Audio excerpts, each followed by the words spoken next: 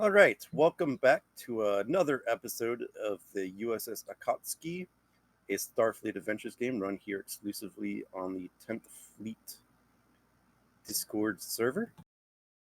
All right, I know it's been a couple weeks, so just to catch everybody up, the Akatsuki has been assigned to border patrol duties along the Cardassian border. If we jump to our star map really quick for all the peoples at home, the Akatsuki is assigned to patrol this sector of space in the Rolar sector. During that time, you guys stumbled upon anomalous gravity readings and you went to investigate. And then you discovered, that whole Nexus building thing floating in space. Discovered something about a race calling themselves the Wayfarers. And found a map of, found the map of their node network or whatever. And just a little rec on some things. It is pretty big. I think I will keep the 50 light year diameter radius. So pretty much it did spread throughout the entire Rolar and Valeria sector, I would say. And I'm sure you guys have probably started maybe trying to match nodes with systems, yada yada. There's probably still quite a few undiscovered stars in that. Space is big, by the way. You won't believe how mind-numbingly big it is. And so that leads us to today, where I believe at the end of last episode, you petitioned Admiral Gibson for permission to deviate from your mission and explore this node network, I believe is where we left off. Correct me if I'm wrong or if I missed anything. Sounds about right. Okay. So I think we'll just handle that permission being handled off screen. Kier, you probably just received word from the Admiral that permission is granted to start exploring this network, if nothing else for security purposes, as the potential for enemies to get a hold and use it is pretty high. But they remind you of the primary purpose, and if you need to be pulled away for anything happening in the Cardassian border, that would take precedent. And then I'll leave. I guess I should put you guys back on the bridge, huh?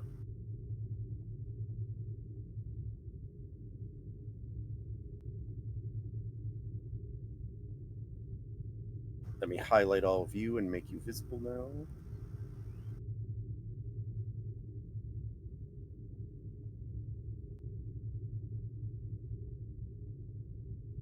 And you guys can feel free to take your place.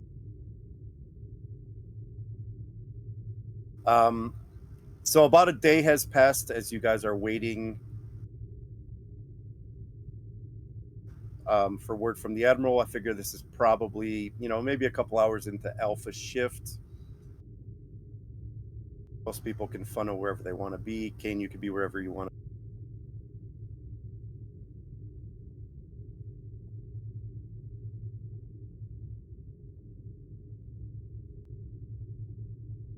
As I think we're all playing musical things. And yeah, I'll allow you guys some free role play here.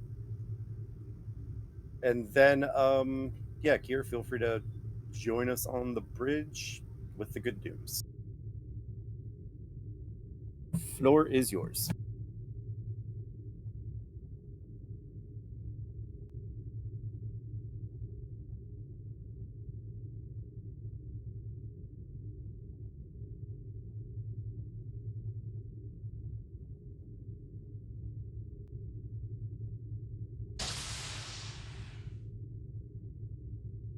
Captain on the bridge.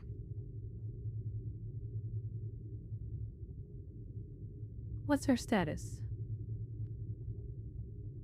Still holding at previous coordinates.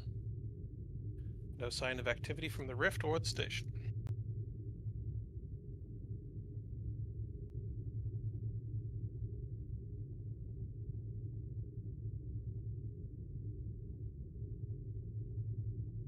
Commander Kane, you are sure you can activate the relay? Well, Captain, I mean, it was.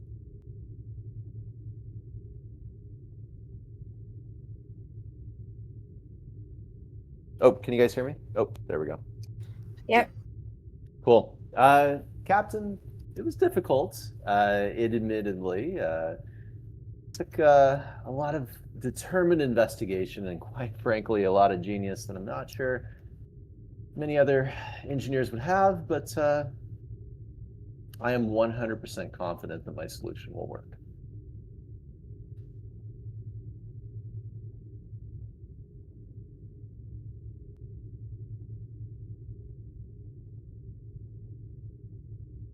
By the way, remind me to talk to you about that promotion that you were thinking about a little while ago to commander. We'll get to it during our next performance review.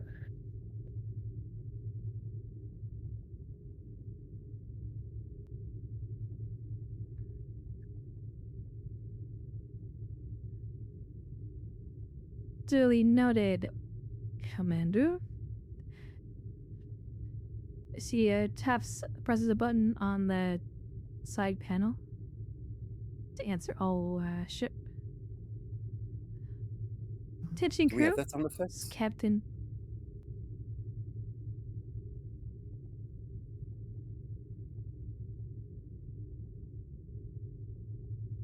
Sorry, go ahead.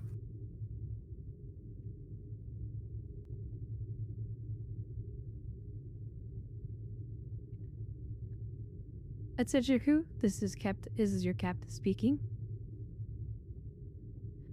Starfleet has given us permission to map out the relay stations.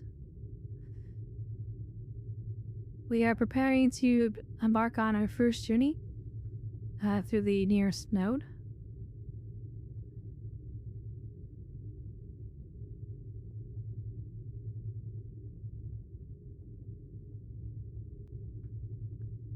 At this moment, all active experiments will be placed on hold until further notice. If time need be, if we need to return to original posting, in case there is a issue along the Cardassian border, we will do so immediately.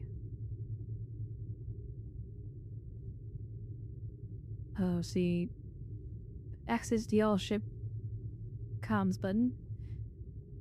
Instant earthen. Ready impulse drive. Commander Kang, if you would please.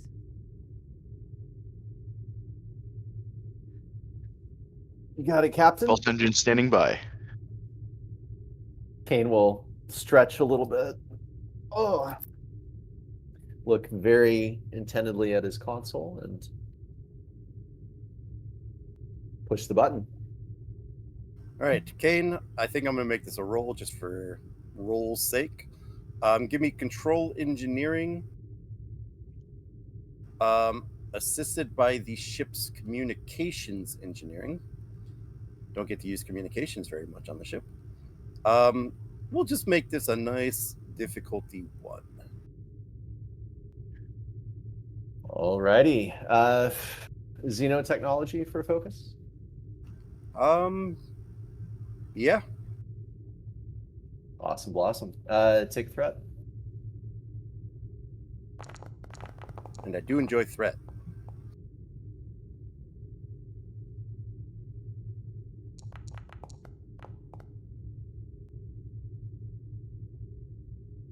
All right, gain 2. All right, Kane, you send your signal with the code to the station. The station reacts to your input command, shooting out one of its beams toward a point in space, and you can see visibly on your view screen the formation of that rift. Kane will mouth all the sounds. Boo. And he'll turn to the captain. All yours, Captain. Thank you, Commander. Ensign, take us in.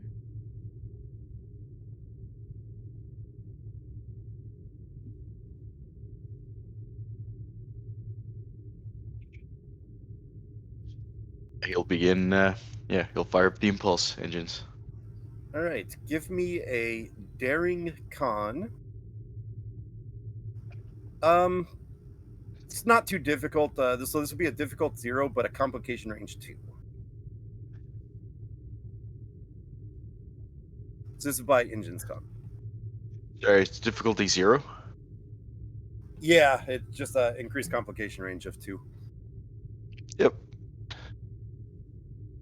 I don't think it's very hard to fly into a rift in space.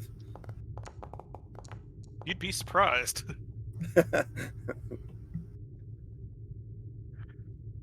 There's the engines con. And firing. Ooh, the ship loves this, apparently. You gotta float.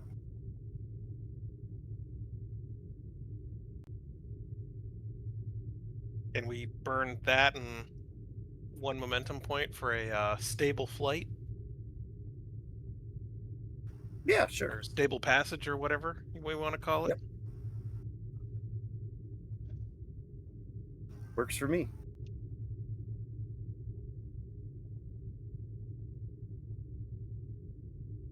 All right. The Ensign Arthur flies expertly toward the rift, lining up the ship perfectly to fly straight in without any deviation. And the moment that you guys enter into the rift,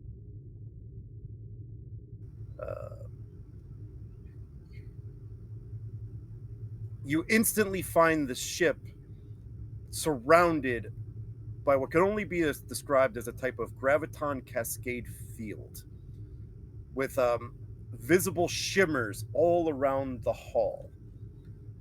Your instrument panels, the subspace distortion readings on your instruments spike. And for a brief moment of roughly 2 to 3 seconds, all of you start to feel a bit disoriented as the space around you tends to shift and blur and then realign just as the ship comes out the other side. The entire journey taking approximately 8 seconds.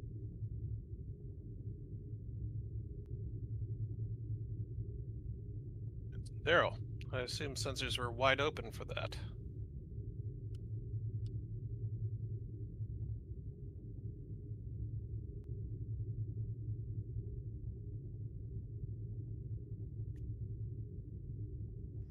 Yes, sir.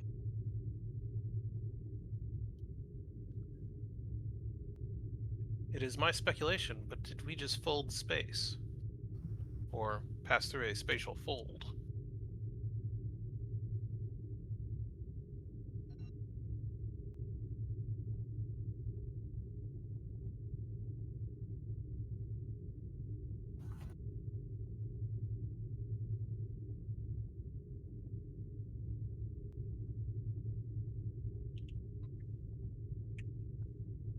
Captain? I'm reading the warp core is stable. Essentially 0 stress on structural integrity. Power consumption, negligible. That was the easiest thing this ship has probably done.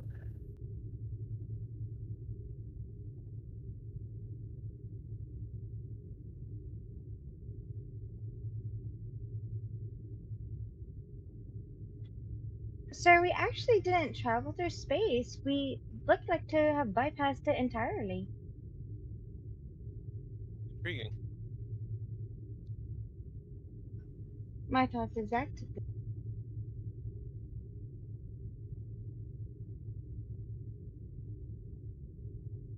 I'm scanning the area for hostiles and any threats to the ship. Alright, I could send this to you then. Ensign Arthen, what is our current location?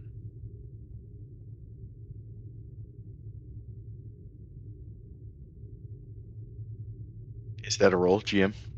Yeah, I'll make that a roll. Give me a reason con. Assisted by the ship's computers con. Difficulty 1. Astronavigation for focus. Yeah, I could give that to you. Take a threat. Third dice. Love threat. Now, someone give me computers con, please. On it.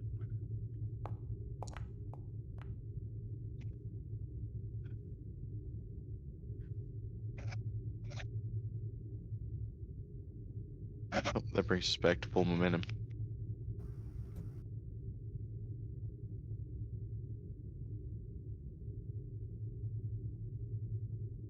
Oh, too many screens.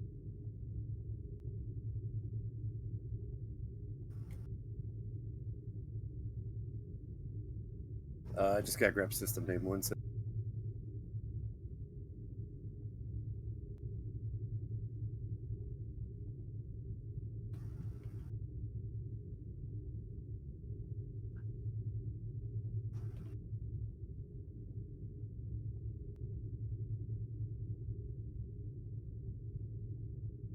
Hopefully, the system name is new and unique. If not, I got a retcon. And Commander, it appears we've traveled 4.7 light years from our previous position. We're in a system that's identified as the Sigma Draconis system. I'm reading a polyhedron structure ahead.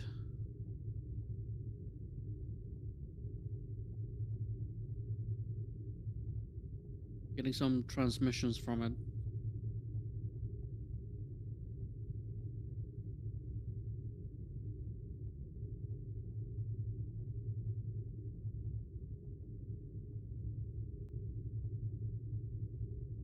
The structure ahead matched the control station we just departed. Affirmative. It's identical.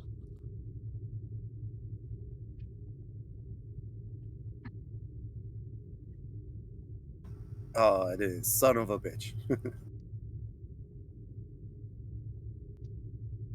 Alright, I'll retcon system name. Other than that, I detect no immediate threats in the area.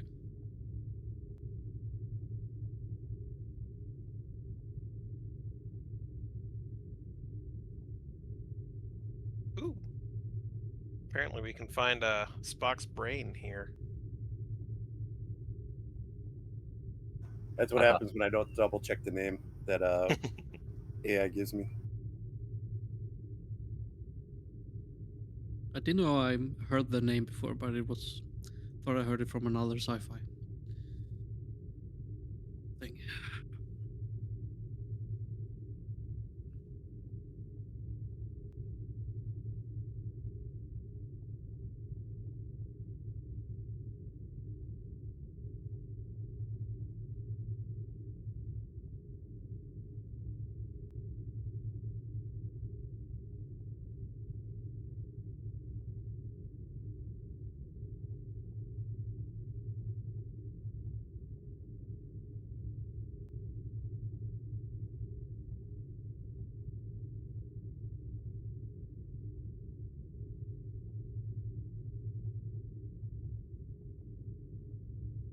How far from our original location, Ensign?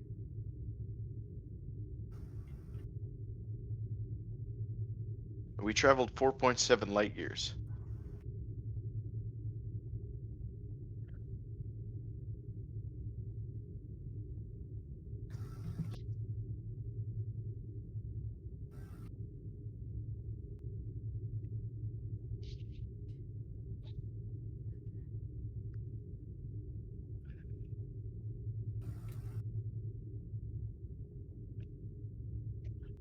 Our present location is the Nemeris system.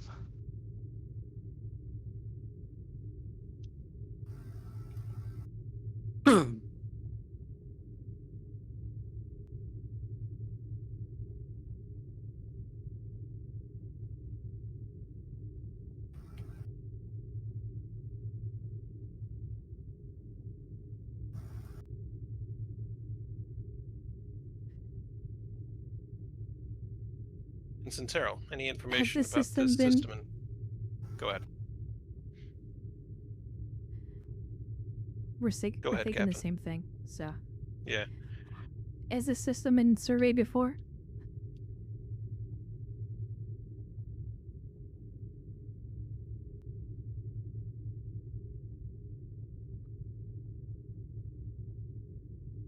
That, I think, is going to be a roll.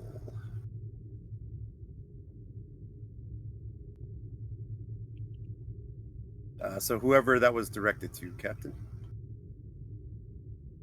I directed mine to our science officer. I got that. Okay, this is going to be reason or insight, science. It's going to be a difficulty 2, assisted by the computer science. You take sensor ops. No, you're looking through records.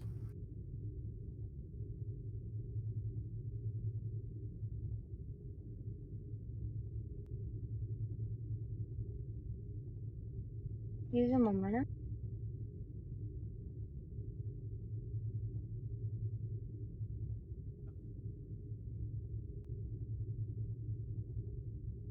Oh, I actually think you're back at 5.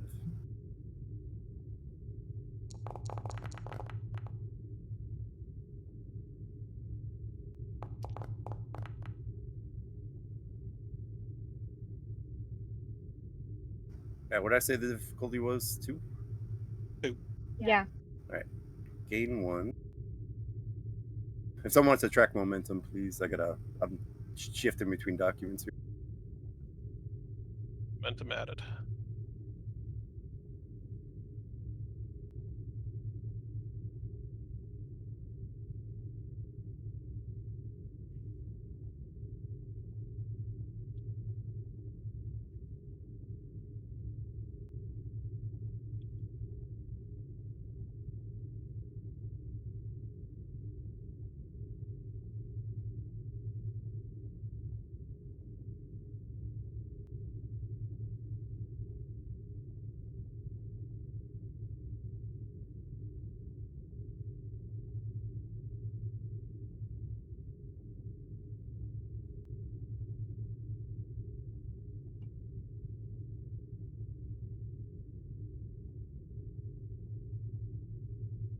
I'm seeing something.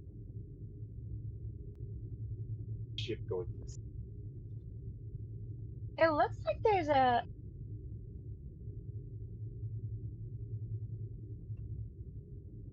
So it appears like it was recorded like 78 years ago.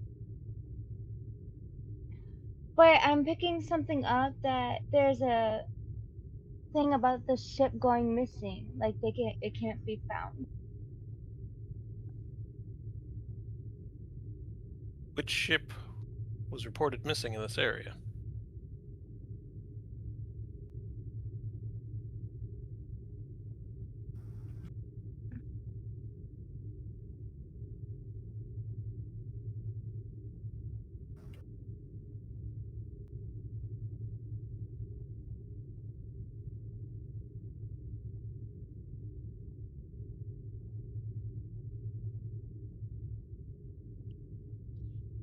Sir, it was a USS Ibn Khaldun. A Starfleet vessel?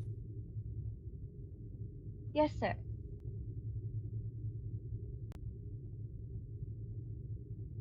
Is there a record of its mission in this area?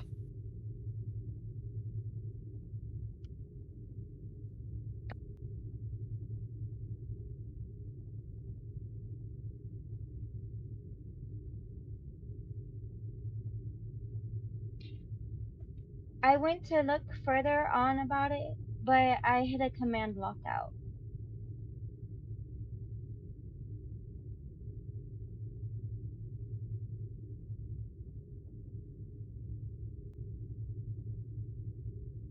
Patch the report over to my console, Ensign.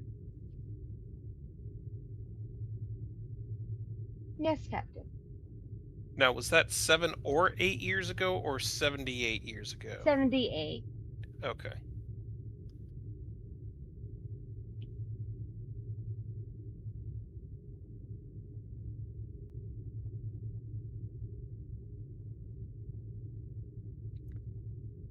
All right.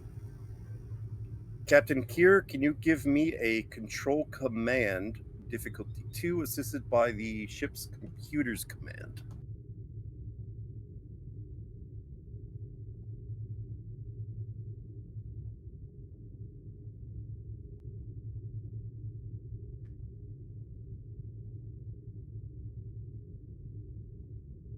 Command codes are not enough, I take it.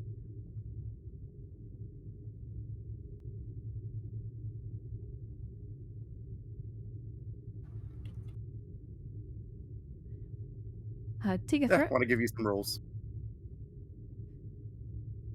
Ooh, I love all this threat you guys are giving me.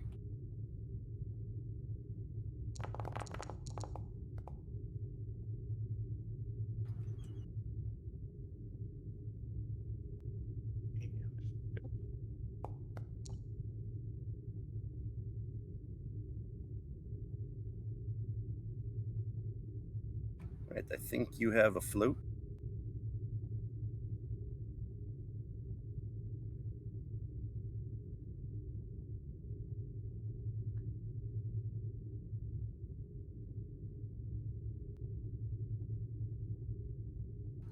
I'm not sure if the star dates match. Just know that this is about the 78 years ago.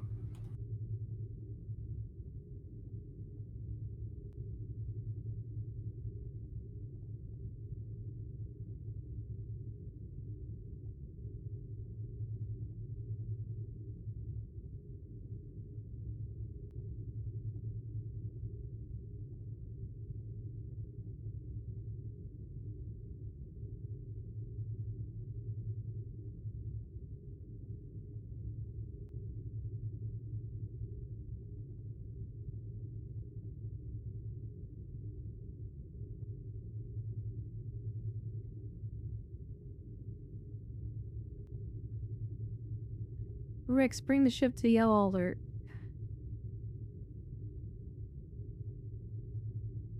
Yes, ma'am. Shields up. Trouble, Captain?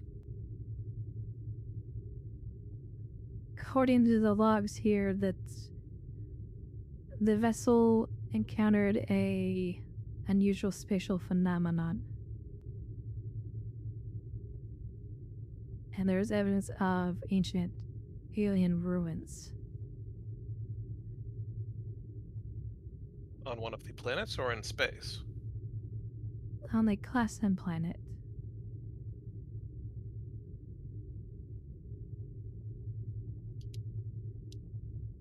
Essence, I'll keep your sensors open, scan for any unusual activity. Ensign Arthen, bring us closer to the Class M planetoid in the system. See if you can't find our missing ship.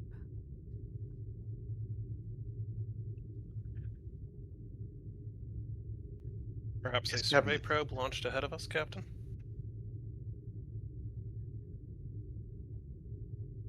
Make it so. Mr. X, prepare a Class 4 probe. Launched the Class M in the system. I think that's technically a sensors action. It uses the torpedo system for launching, if I remember correctly. I personally like giving a roll for this, succeed at cost. So I'll give you a control security rigs assisted by the ship's weapon science. You know, I love this weapon science roll. weapon science. Control, security. To be on the right thing. Don't have any special things. I'll.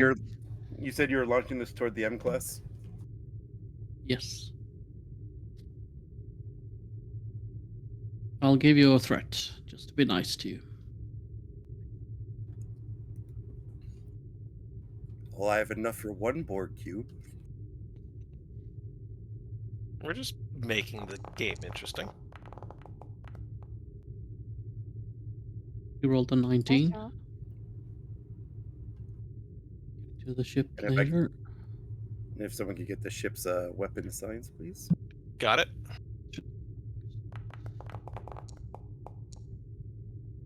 Same roll. It wanted to be a 19. All right, you got 2 float, Ricks. Yeah. I'll do enhanced sensor readings, or no, not. It's a good wording.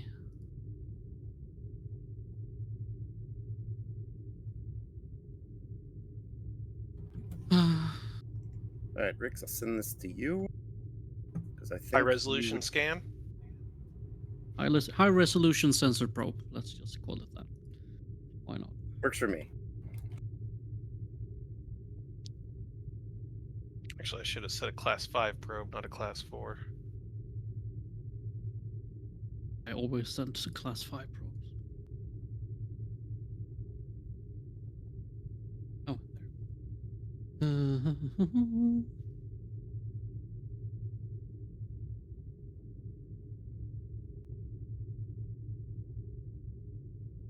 Captain, I'm detecting a faint distress call from the fourth planet in the system. It's a Federation signature. The planet is a Class M, reddish brown. Well, marginally Class M.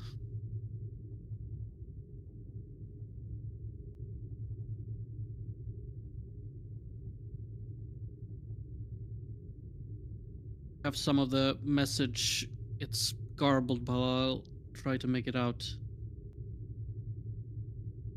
USS Ibn Khaldun, of birth class, registry NCC 1447, stranded surface team, lost contact with ship started 1084 7.3, 5 personnel. Coordinates follow, require immediate assistance. Ship failed to return to retrieval point. Environmental hazards increasing. Establishing emergency shelter. Transmitting continuously. Any Starfleet vessel, please respond. End of message. GM, is this repeating, a repeating transmission? Yes. Yeah. Yeah.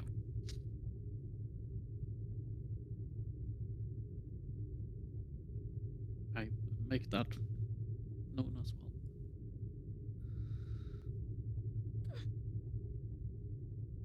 After 78 years, the chances of surviving a surviving away team is minimal. This is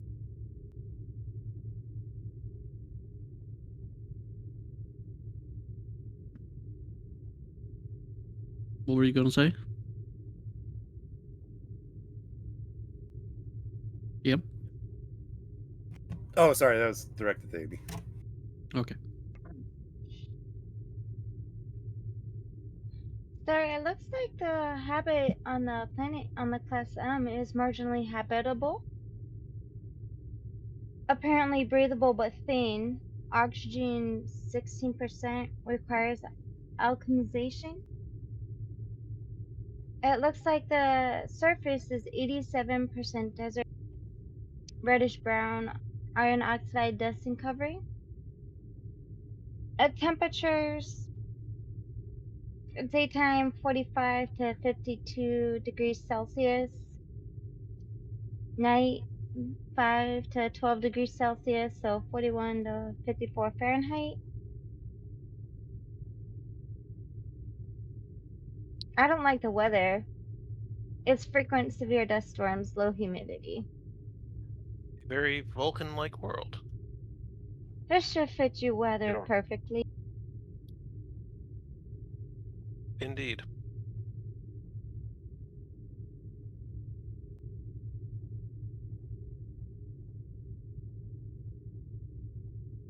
What's all that in metric, just so I know? I think that was in metric. What's a metric? I heard Fahrenheit, so. Yeah, There we that go, was in okay. Celsius. What's Didn't hear the Celsius? Celsius. I didn't hear the Celsius. Good. Thank you.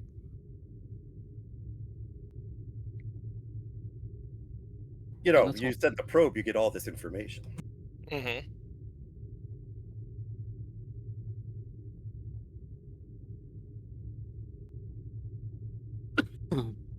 Commander Rix, relay the coordinates from the distress beacon over to Science at Centauro and begin an immediate scan of the area for any survivors or Federation equipment left standing.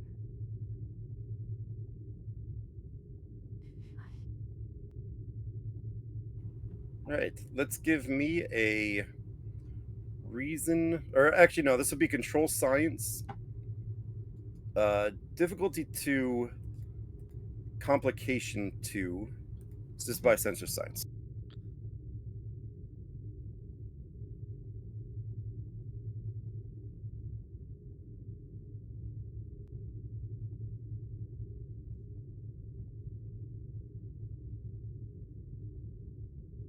Control science.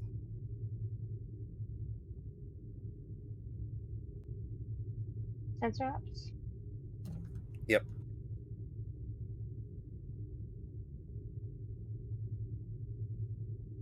Using momentum? 3 dice.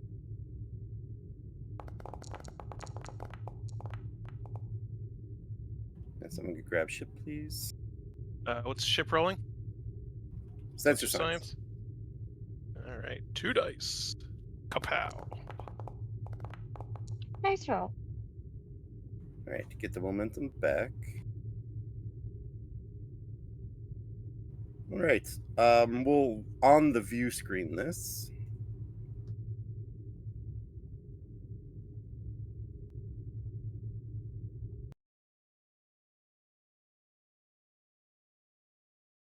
Ensign Terrell will point out that the beacon appears to be coming from a city, the city ruins in the northern hemisphere, somewhere around here.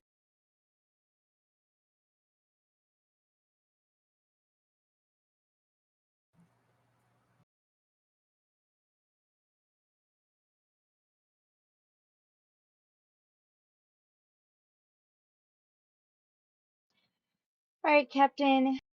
Looks like there's a dust storm and it's wreaking havoc with the sensors, so we're getting like partial readings.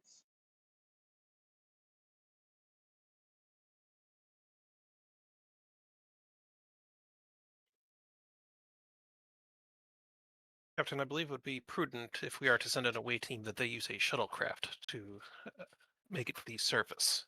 That way, if needed, it can also provide emergency shelter.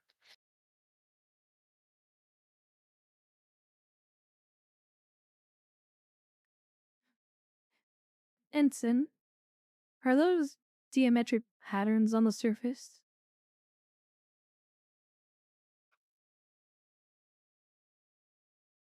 Yes, Captain. Any idea what they are?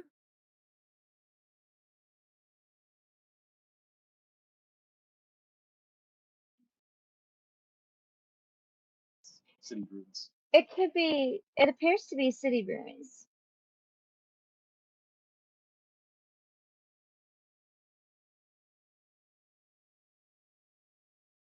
I want to scan for any signs, if it's possible, scan for any signs of weapons fire or some kind of nuclear fallout in those areas.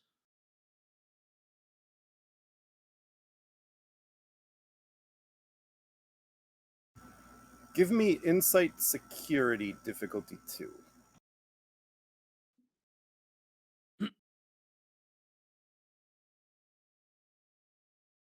Inside security.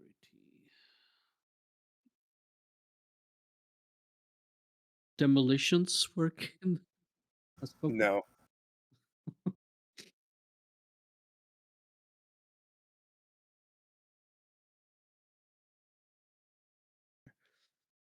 I'll grab a. What do I give you? Threat. I'll give you threat. Why not?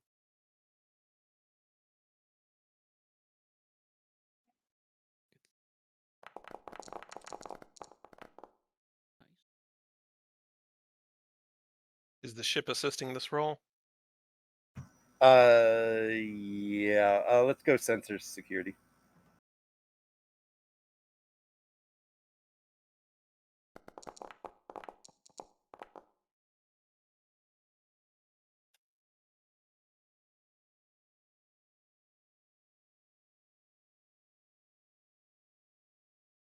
Float still.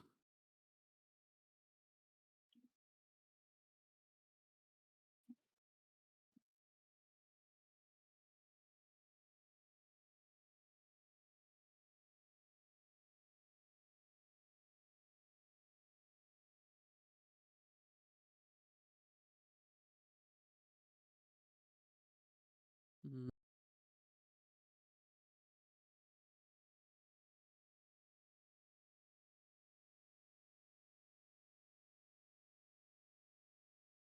Actually, that wouldn't be part of the role.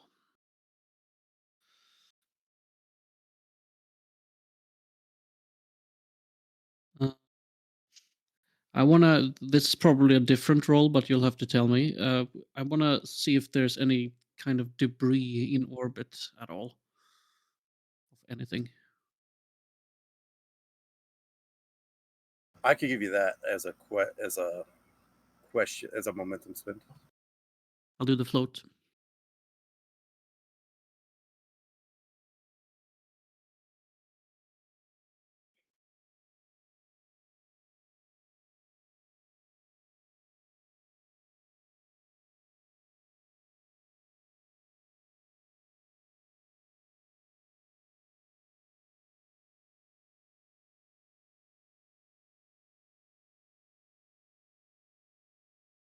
Think that's what you were looking for. Yeah.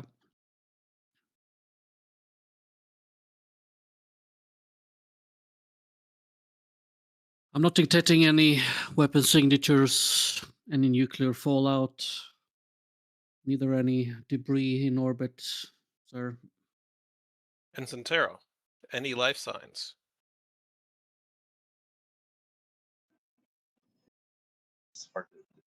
I can't pick up any life signs right now. It's really hard beneath like all the dust storms.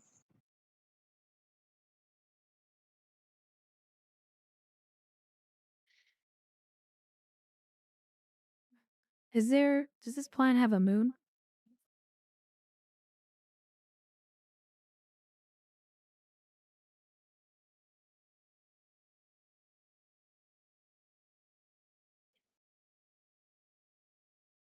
Or any other celestial bodies that may orbit around it?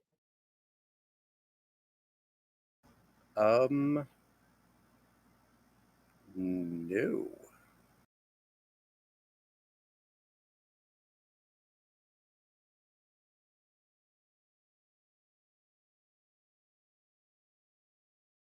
Let's go with a moonless M class. I like it.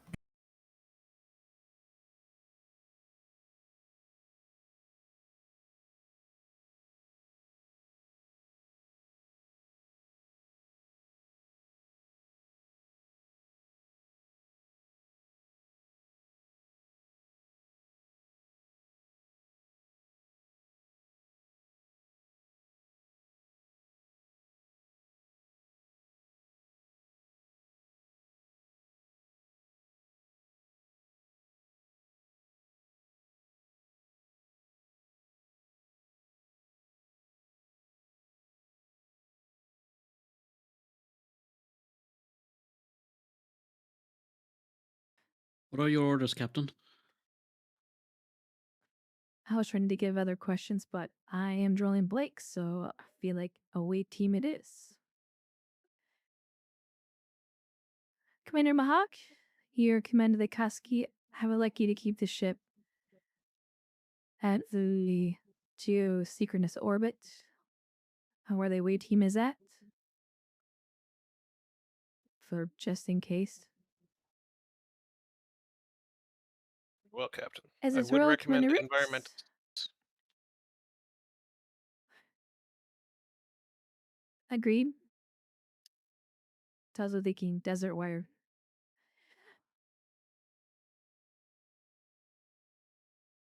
Commander Ricks and Centaurel.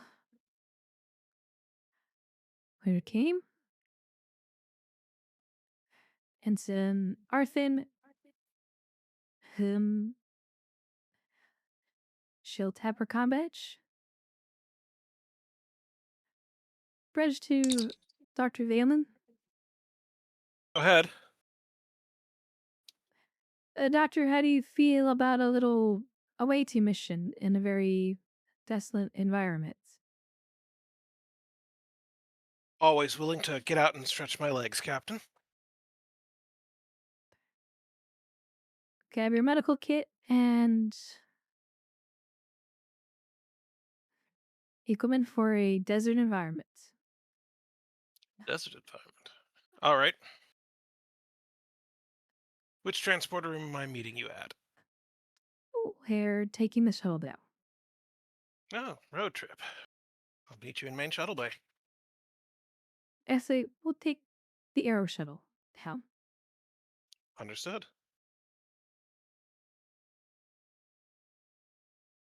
Timner Hawk, the bridge is yours. Yes, Captain.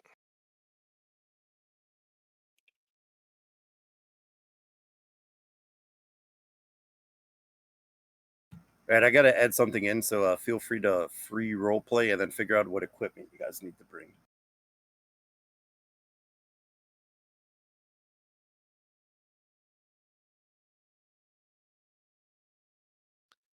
As always, Rix will bring his Type 3 rifle.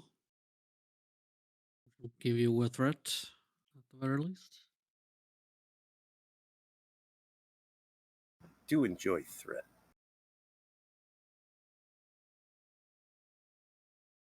Doctor will roll up to the Aero shuttle bay and have a full EV suit on. Medical kit attached to his back and ye old medical shotgun strapped to the side.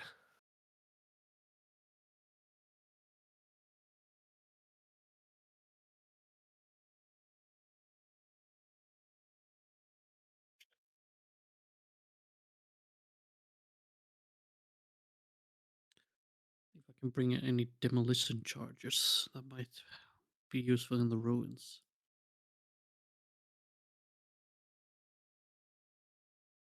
Yeah, I think Rix will just he'll bring along some demolition charges in the shuttle in case it's needed.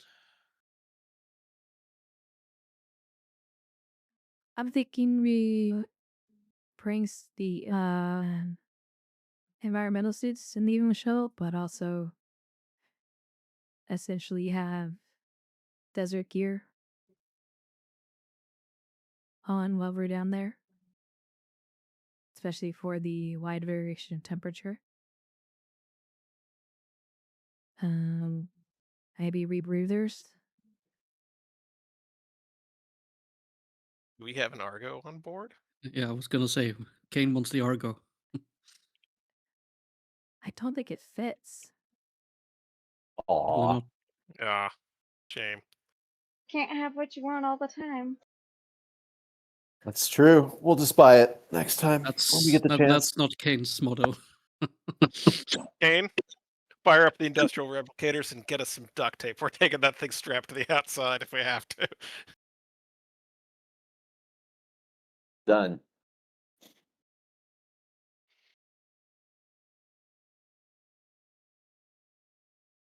Doctor's gonna I mean, you walk could up bring to it the down in captain. pieces, I guess.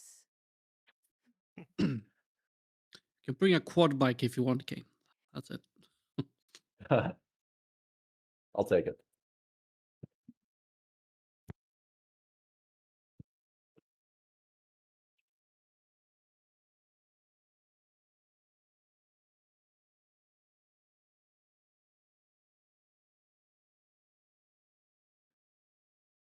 I mean, it's a good question here.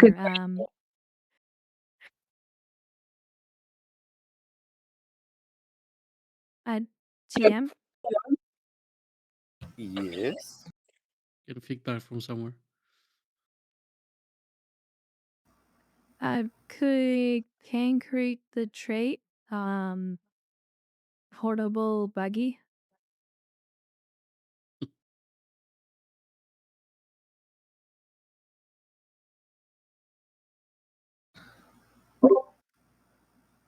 Let me take a look at how big the aero shuttle is.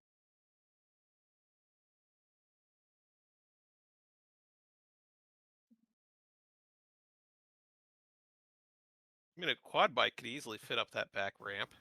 No, that's what I was thinking. I will say yes, but he's going to need to make 2 rolls here. One to fabricate it, one to park it. Yeah, pretty much. I want us to bring one of these. You gotta take out all of these creature comforts to turn this into a cargo bay back here. You got to rip out the tables, got to rip out this little sofa. I'm sure this needs to be transported into a little ramp. Although that might be a ramp, who knows?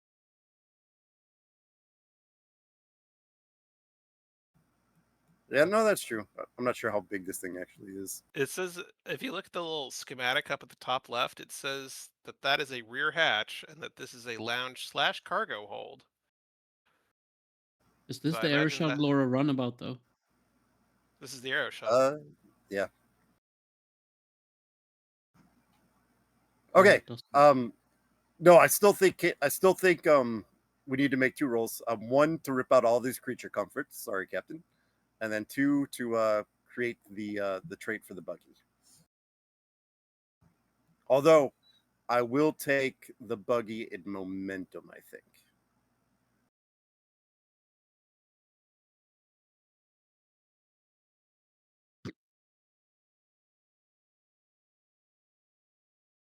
Can you guys hear me? Yep. And now, No, I Yeah. can't. Yeah, I think my headphones are giving out. How much momentum for the buggy? Oh, let's see here. Hey, rulebook, what do you have to say about weird?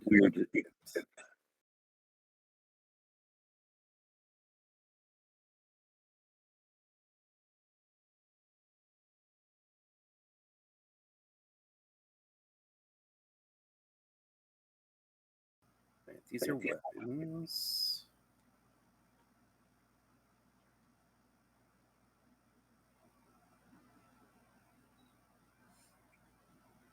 I'm remembering playing GTA San Andreas and running around on the dune buggies in that game. Very fast. Okay. Let's see. If personal force fields are 3, or if an environmental suit is 2, let's call this opportunity 3. So let's say 3 momentums.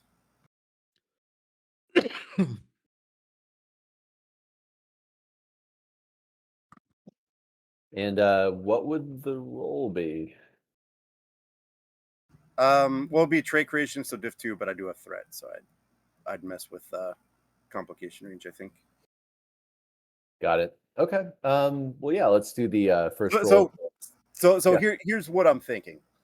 You could spend the opportunity cost, and then you just so happen to have one sitting in one of your cargo bays. Or you could try to fabricate it with trait creation, but because you're trying to do this quick, there'll be increased complication range. So things could go wrong with it. That sounds potentially more fun, so let's try that. Okay. Tray creation will be a difficulty 2, but I'm going to make this a complication range 3. Control engineering. Got it. Gotta love lower decks for coming up with any kind of vehicle you wanted to have. Alrighty. Div 3, Comp 3. I definitely do not have a focus for this. Div 2, Comp 3. Oh, got it. Yeah, take a threat.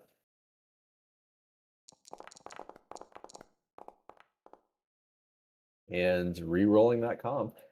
Come on, complication. Go complication.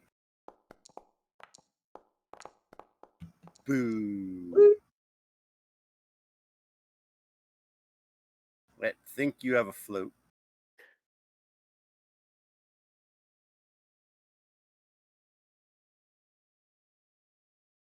Yeah, well, we'll commit to rolling whatever else we need to.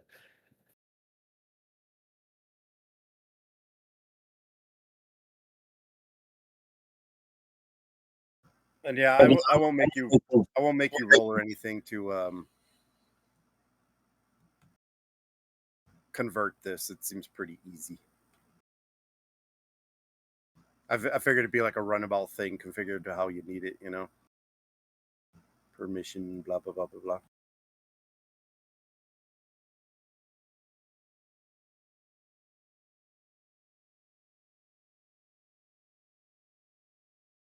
blah. So Kane, you get the your little dune buggy thing loaded into the aft hold.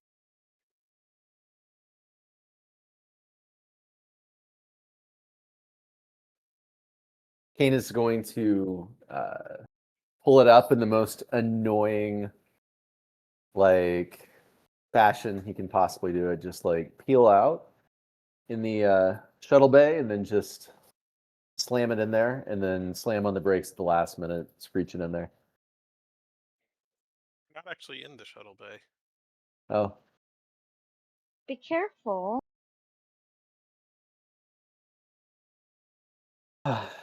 Ensign, careful's my middle name. It's actually not, but Yeah, I thought your middle name was Garvin. Kane will shoot a glance at the doctor. I told you not to tell anyone. Oh, right. My apologies. Are you qualified to run that thing? Doctor's just standing in the background shaking his head no. Rix, I am qualified to operate any machinery on the Akatsuki. That's what a chief engineer gets you. Automatic in. Kane will turn to the captain. It's all yours, Captain.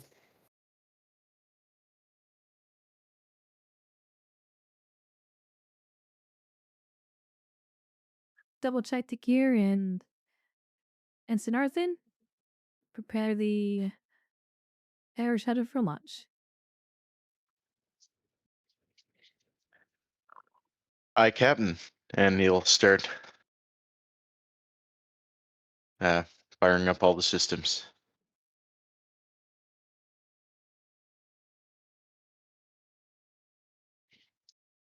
All right. Given that the Aero Shuttle's probably the most maintained shuttle in the entire shuttle arsenal on board the ship, everything is reading almost factory settings, minus the adjustments I'm sure you guys have made to increase speed and maneuverability. But everything is showing green.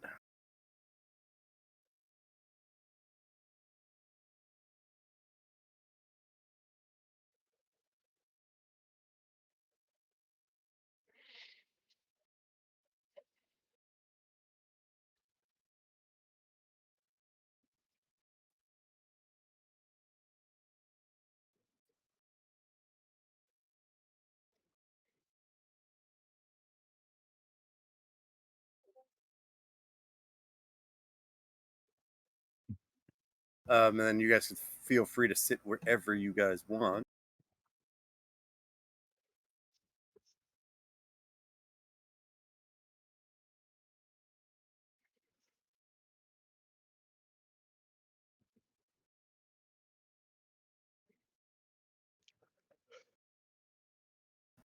Captain sitting shotgun. I notice it says the bio bed is retractable.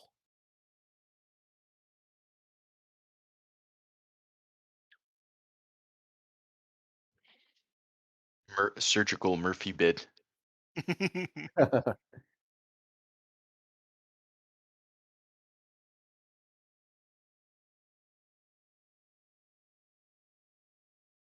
right, just tell the GM what we're doing.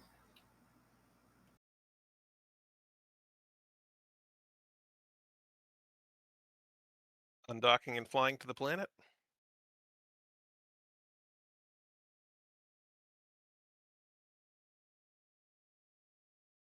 Would be a good start. All right. All right, so Arthur, is this thing attached to the bottom, or is it in a cargo bay or in a shuttle bay? The Aero shuttle is attached to the bottom of the saucer. So it just kind of like drops off and flies away. It detaches. Okay, good to know. All right, so Arthur, you detach from the Akatsuki, and you start to make your approach toward the planet.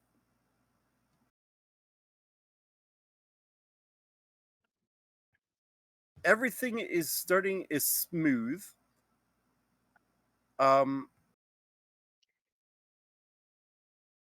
When you reach until you reach an altitude of about 15,000 meters, when the ship sharks the shape as you hit a patch of turbulence.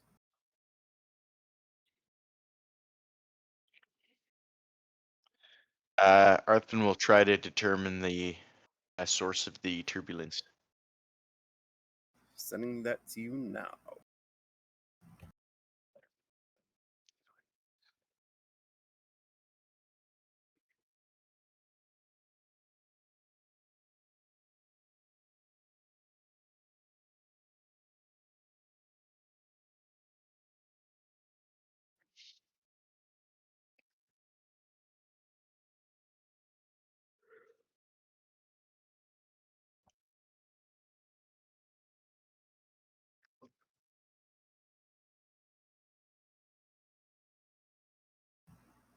Right, Arthur, feel free to roleplay that however you wish.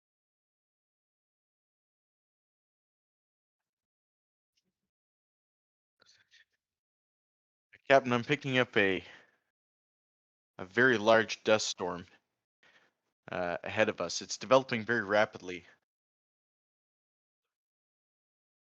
Sensors are estimating the dust cloud goes up 8 kilometers and wind speeds will exceed 140 kilometers per hour. It seems that the storm is closing with us as well. Did we stay airborne and try and wait till it goes by?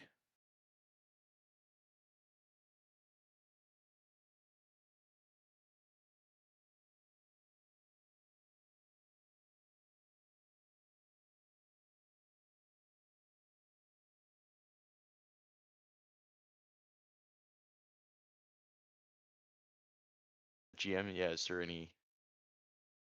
You guys tell tuck me away? you guys tell me what you're doing. I'm just giving you the scenario. Arthur will look for an alternate route. See if there's any way to avoid it.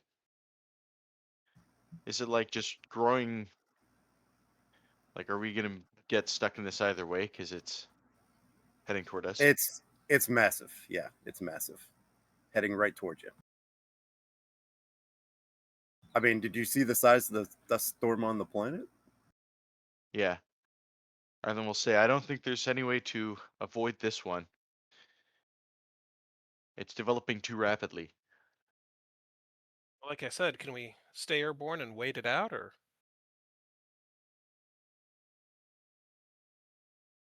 So it goes 8 kilometers high, right? So Yeah, it's big. is Massive. that's space, right? The size of Almost, that thing, yeah. we'd have to wait for quite a while, Doctor.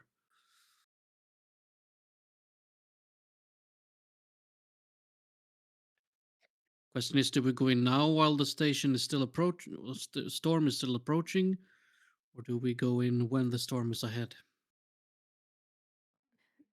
It's over. Centauro, Captain, find I us a believe good landing spot.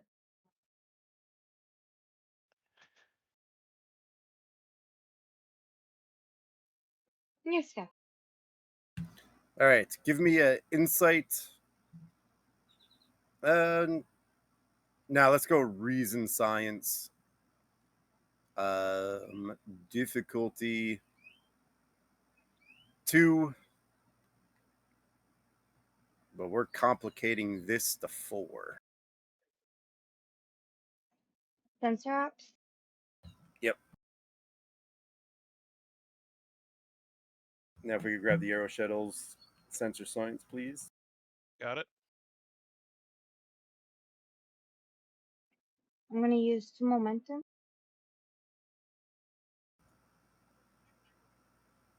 Be 3 if you want to throw 4 dice. Yeah.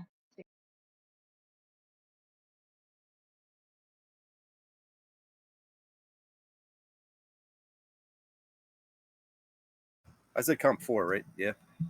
Yeah. Diff 2, comp 4. Don't worry. Very good.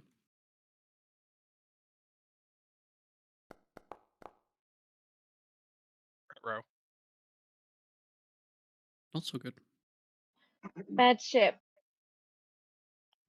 Why did Hey, it the roll 2 fitness con? Hold on. For some reason the ship didn't roll, my character did. Let me try that again. Sensor science. Task.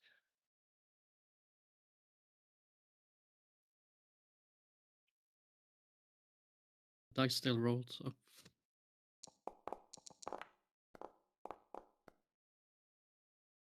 Yeah, there we go.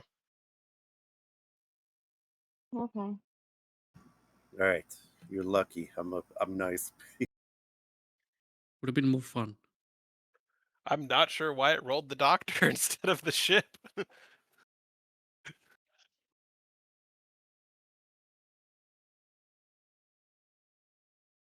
All right. Ensign Terrell reports out that she thinks she sees a landing site and directs it toward the con console. That she hopes will take you around the brunt of the storm, but it will take a bit of skill of piloting to get through it unscathed. Does the storm count as difficult terrain? Probably. Yeah. I would say yeah. Okay, because we have the improved RCS on the Aero shuttle.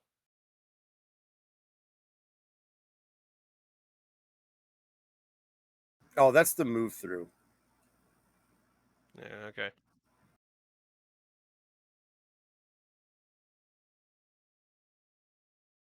All right, Arthur, I think this is going to have to be a daring con roll.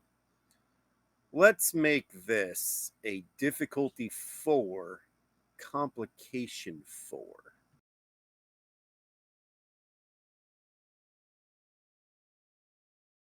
Roger that. You know, flying through a massive dust storm with 140 plus mile an hour winds.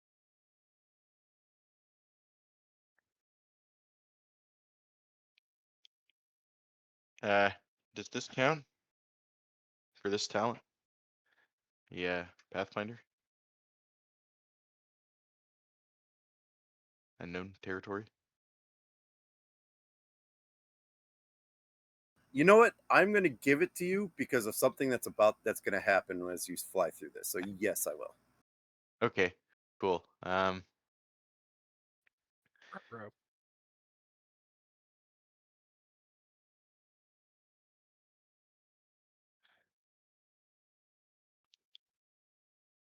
So, sorry, it was difficulty for Diff 4, comp Comp 2. 4. Comp 4. Oh, comp 4. So I can make it a difficulty 3, comp 5. You know what? If Let's you want do to it. do I'll that. risk it for the biscuit. All right, Diff 3, Comp 5.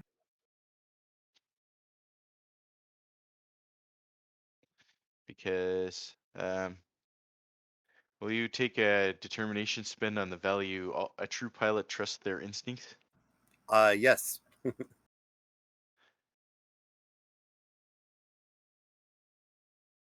And I will take 2 momentum and generate 1 threat for the third dice.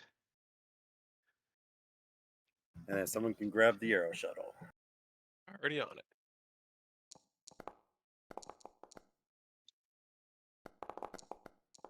Oh, that wanted to be a 20. I think you owe me one more dice, Arthur. Oh, yep.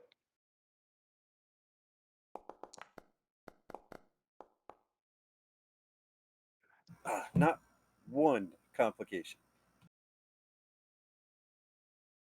Do you have a reroll to risk? Yeah, we already get a momentum. I'm not going to risk it with comp 5. But yeah. All right, Gate 2.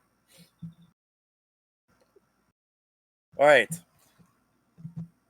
Arthur, as you start to bring the arrow shuttle through the storm, the ship shakes violently as the turbulence of the storm starts to overwhelm the shuttle stabilizer. Visibility through the front window drops to 0. And the shuttle is caught in a sudden downdraft heading toward the planet's surface. But your skillful piloting, you're able to level out the arrow shuttle just as you reach 1,000 meters and you bring it into a nice soft landing. However, this did throw you off course just a little bit, and you're able to land about 7 kilometers southeast of the distress beacon.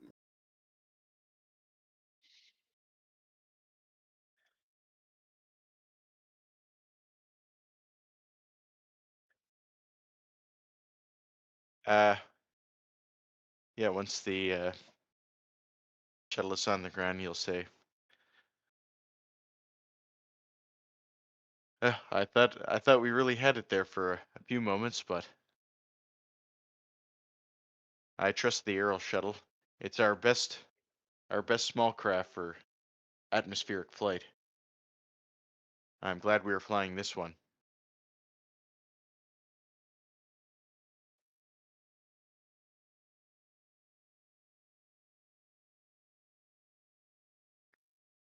Good job, Ensign.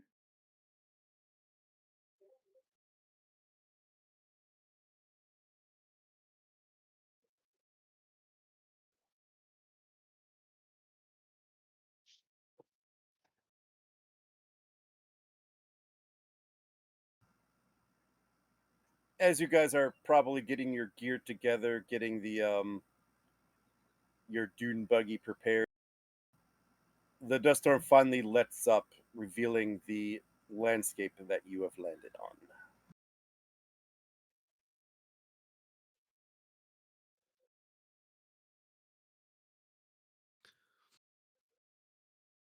Strangely reminds me of Mars. Nothing green in sight. Joy. USS Akatsuki to the away team. Up, up, up, up, up, up. Smack your hand.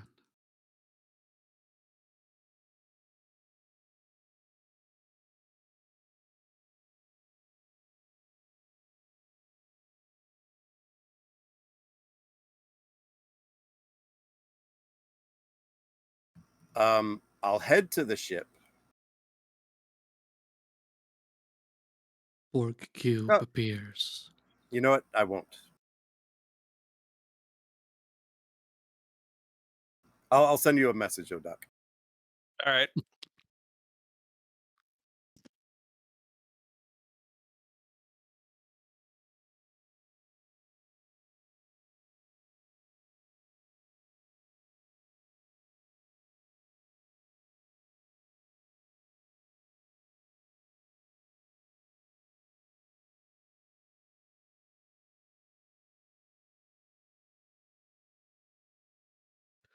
We landed approximately 7 kilometers from the distress call site.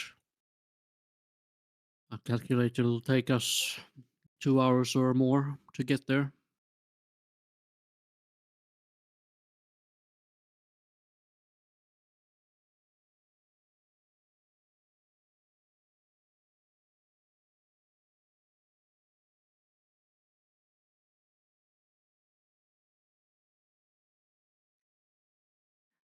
Ensign, is there any chance we could get closer to the site?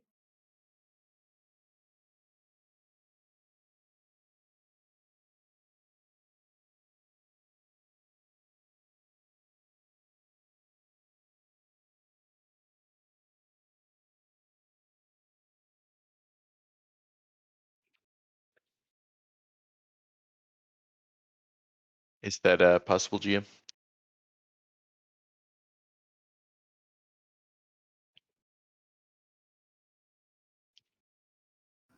I mean, anything's possible. Kane is going to smile, turn back to the shuttle. Well. Anybody want to draw straws to figure out who gets to drive it? Definitely not, hopefully not you.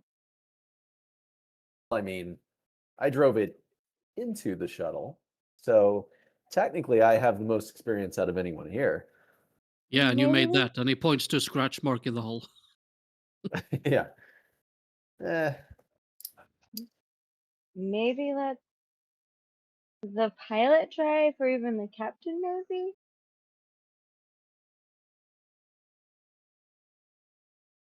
I guess, Ensign.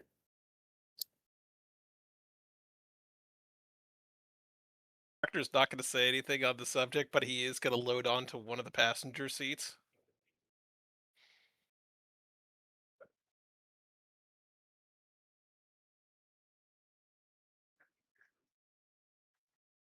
I don't suppose Rick's get a gun to mount, a la Worf style.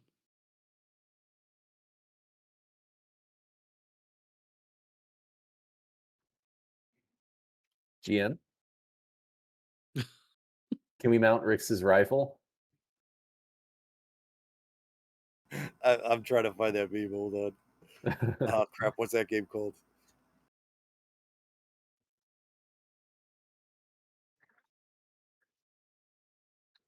Oh yeah, Halo, yeah. Nice. Ready for bumpy ride if the physics are the same.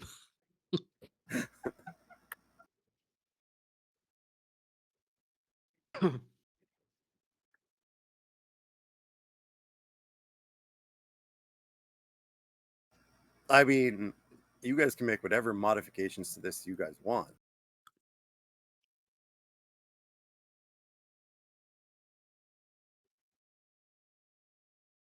My guess is we don't have a mounted gun. He's just going to use his rifle.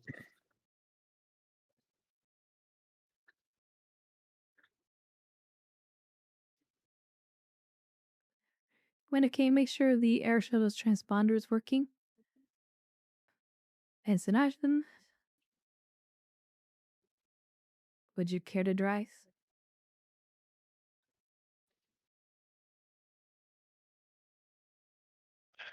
Well, I've done it on the simulator. I think I'm ready to give it a try, for real. And I do have to send something to Kane.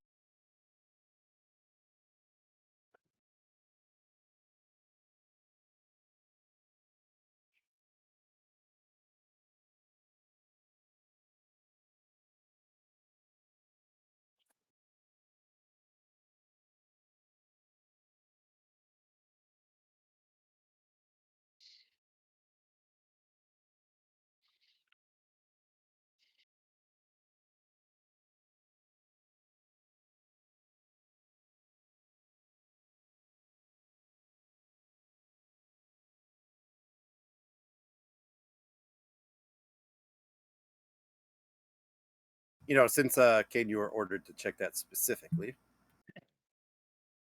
Got it. Looks like we might be getting some communications interference. Looks like that dust storm did a number on our ability to chat with the ship. Communications are currently down.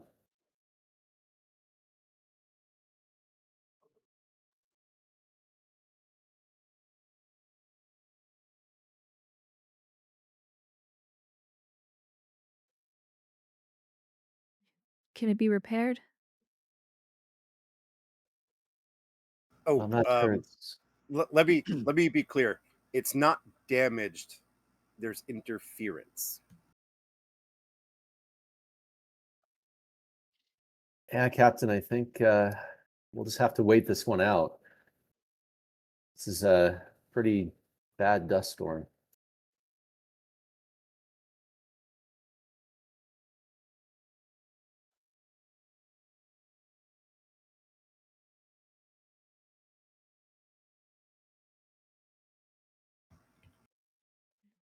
Alright, we stay together.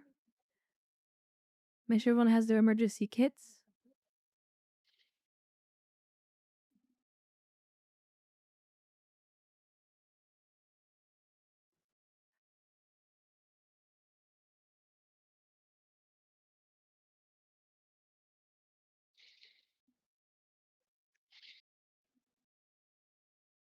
Ready to embark, sir.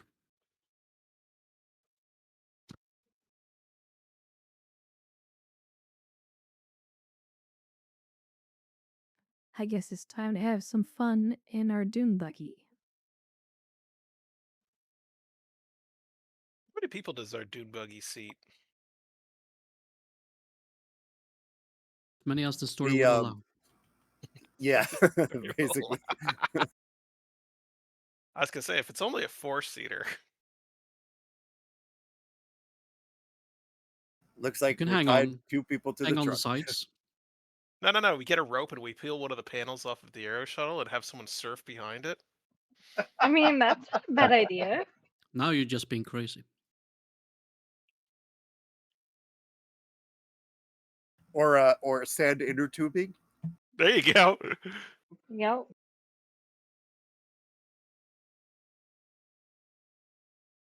I think Kane would be the first volunteer. Oh, of course. Absolutely. That is more what I was thinking.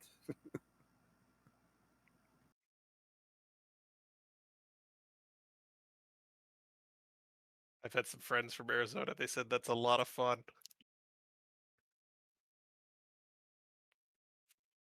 So next time I'm in Arizona, that's what I'm doing.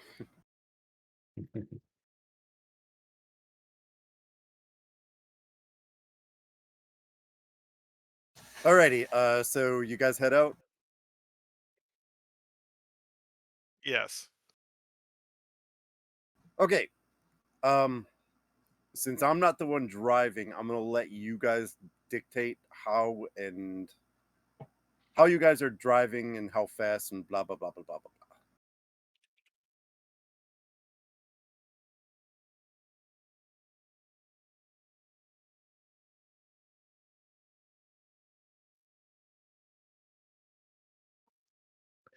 I think Arthur will drive fast, but not crazy fast, like confident speed. But I would imagine this is the first time he's driven this on a real mission.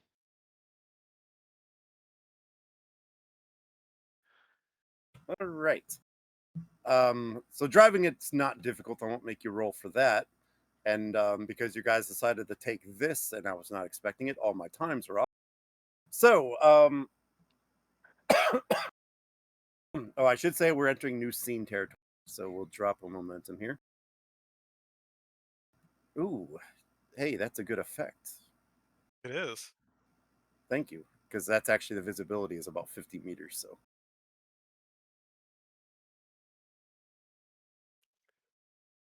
Whoever's sitting in the back next to the doctor, he's gonna lean over to. It's like, When I was at Starfleet Academy, my roommate had me read this book about people living on a sand planet. I wonder if we need to be concerned about giant underground worms that might pop up and eat us.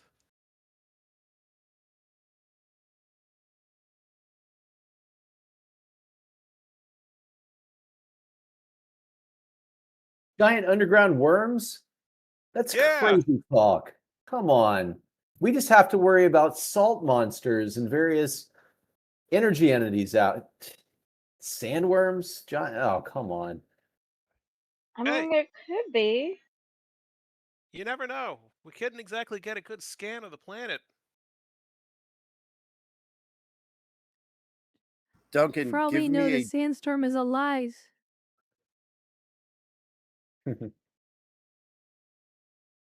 That would be fascinating. I've never met a sand entity before.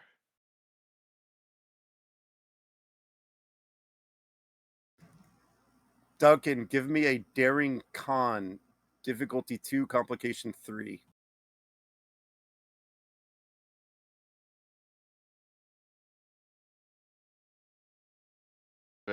Hazard awareness for focus. Yes, actually.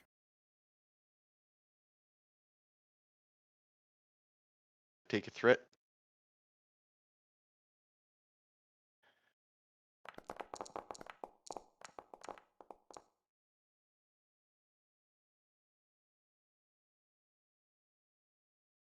And I don't think this thing has stats.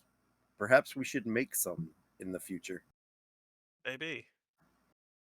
Okay, Duncan, as they are talking and you're listening to the conversations happening in the back, you notice that this particular stretch of sand is becoming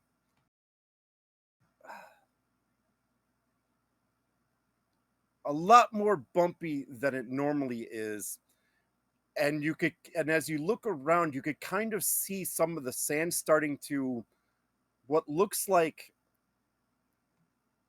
um fall into the ground, making holes in the way.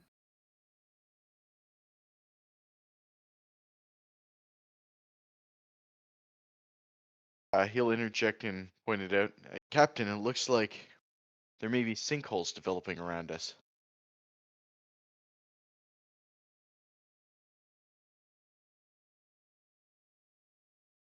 Then I suggest you punch it, Ensign.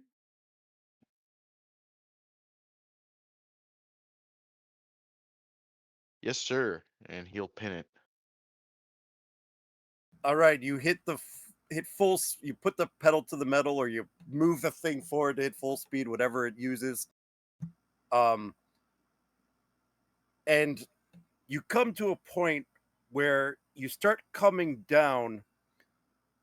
A sinkhole opens up in front of you, and you come down, but you're going so fast that you instantly hit the other side hard, and you come out the other side, and the buggy kind of makes a nice little 5 meter jump into the air, comes back down. You all look behind you and you notice that a large hole forms into the ground, uncovering what appears to be a underground cavern of sorts. He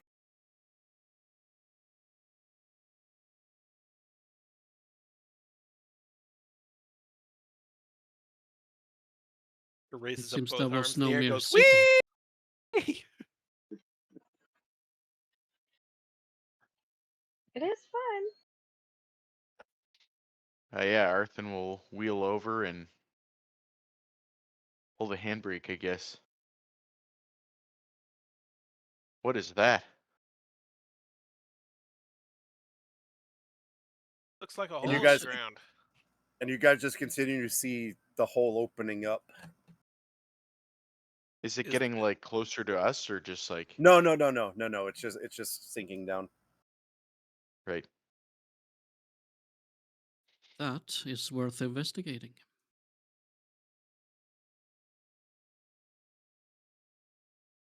I'm gonna lean over to Ensign Terrell. Are you able to scan the ground with your tricorder? I mean, I could try.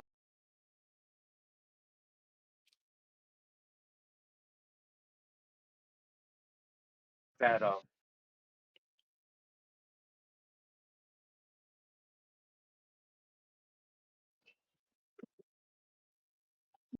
From what my scanner is picking up, it looks like it's a collapsed building, and all the moving that we're doing is causing all the sand to uprise or collapsing.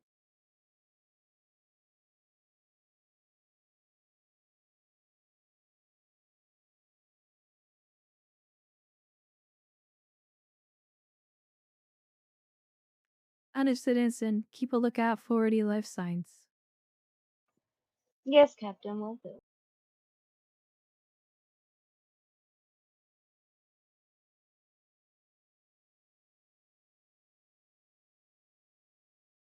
With the captain's mention of life signs, the doctor's going to whip open his own tricorder and try to scan the area, see if there are any life readings around him. give me an insight medicine or science. I'll give you a difficulty 2. Diff 2. All right. Biology, xenobiology is a focus. Yes. 1 momentum for a die.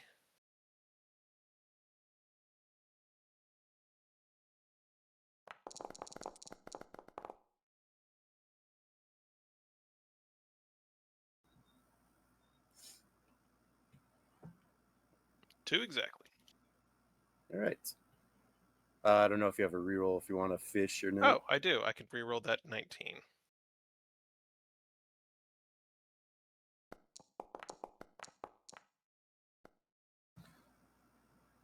X. All right, Doctor. You get 2 moments. Yep, adding it now. Okay. So, Doctor, you are definitely detecting microbial life on this planet.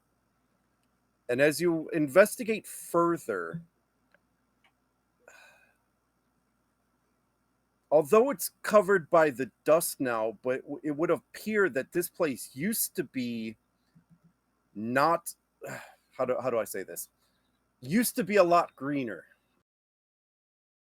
As you could kind of make out, like buried deep into the dust now. You know what you suspect would be like grasslands, maybe a few trees, things like that. That is now buried under meters and meters of this dust.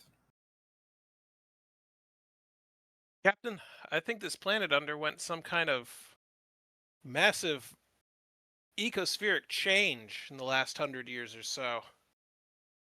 We were driving across what used to be a grassland.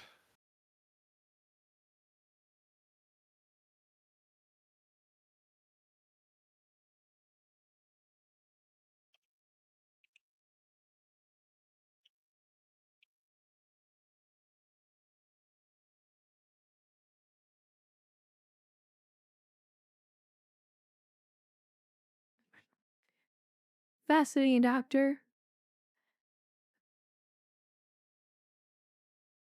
Ensign Taro, what's classification of this system star?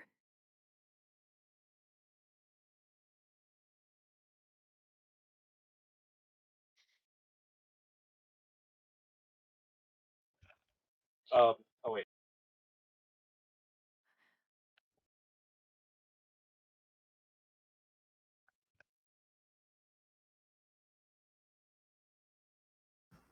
G type?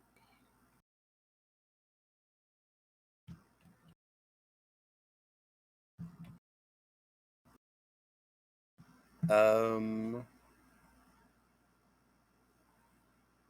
Oh man, the star classification is in the other book, isn't it? I think it's in the Explorer's Guide. I'm pretty sure it's our own sun's class. So. Yeah, our own sun is a G-type star. Okay. Cool. Yeah, it's so yeah, it's class you could classify G type. Uh you'd have to do more study obviously to learn more about it.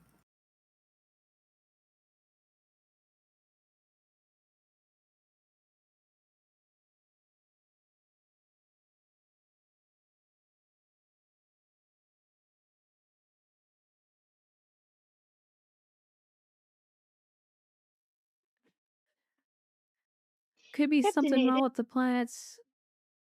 Sorry, go ahead.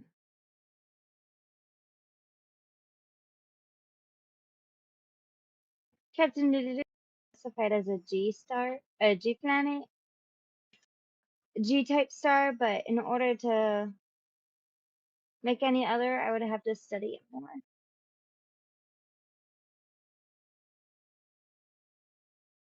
Could be an issue with the planet's magnetic sphere.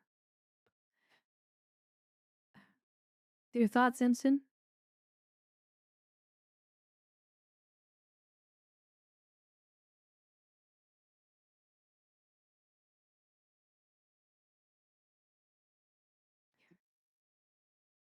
I mean, it could be.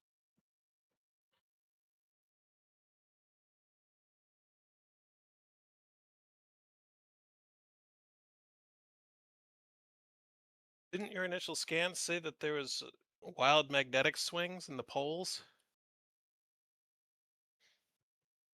Yes, sir.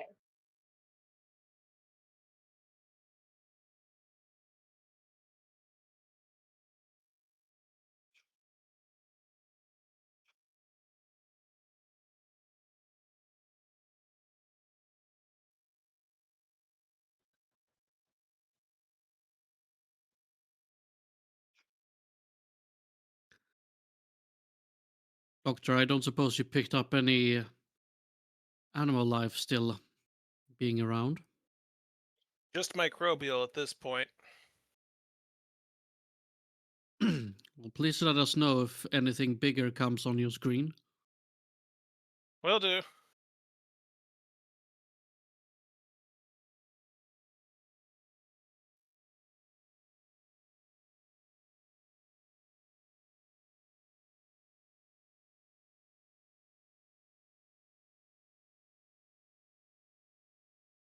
All right, what are you I guys doing? suggest we return course towards the distress call as soon as possible.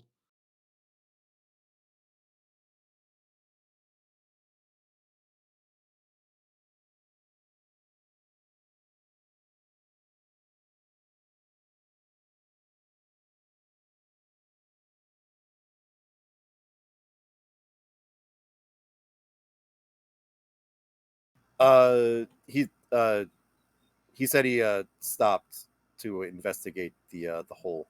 He said he hit the e-brake. Yeah, we stop momentarily.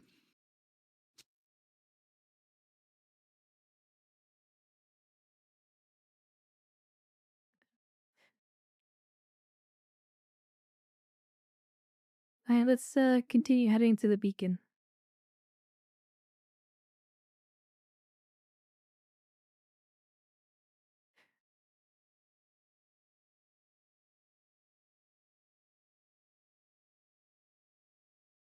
All right.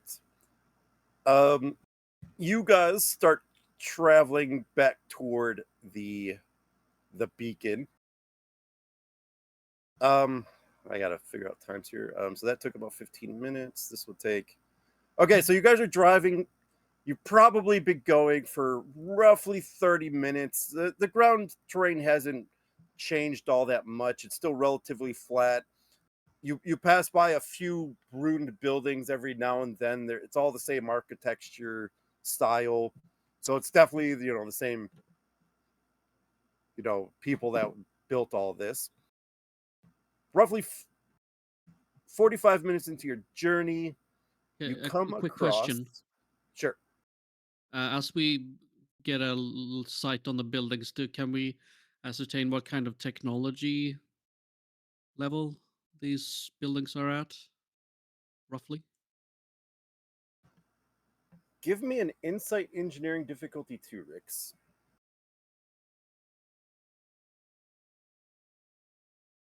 Insight engineering. Oops.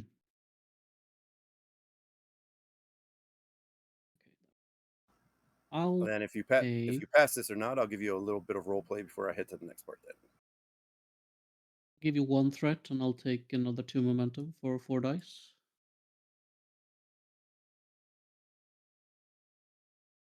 Oh no, wait, no, scratch that. I'll just take 3 momentum. This is not a security check. I can't use bold.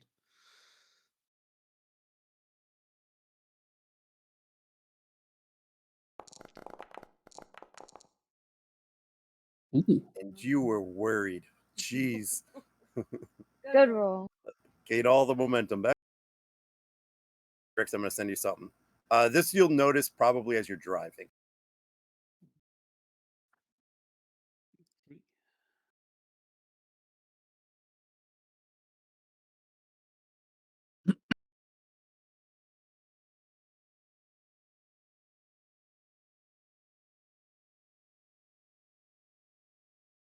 I really hope Kane hasn't installed a radio and is blasting Beastie Boys yet.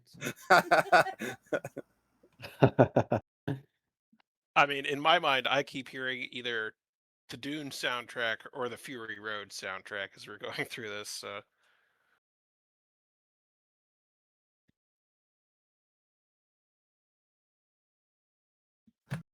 There you go, Rix.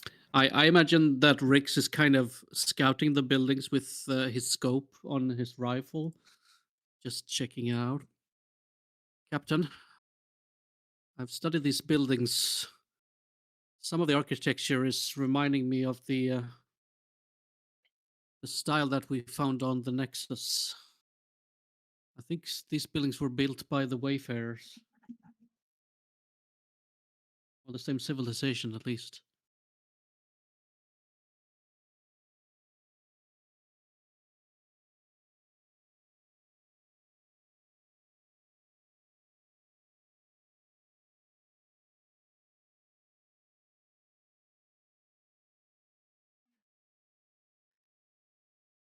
Well, hopefully we'll know soon enough. But we need to get to that beacon site first, see if we can figure out what happened to the original survey ship.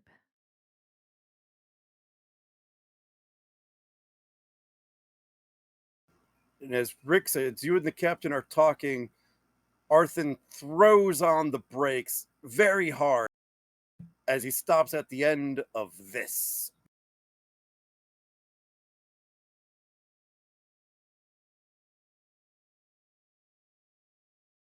Probably along one of these edges here. I don't have a little buggy token to put on there. That would have been How dare you. deadly.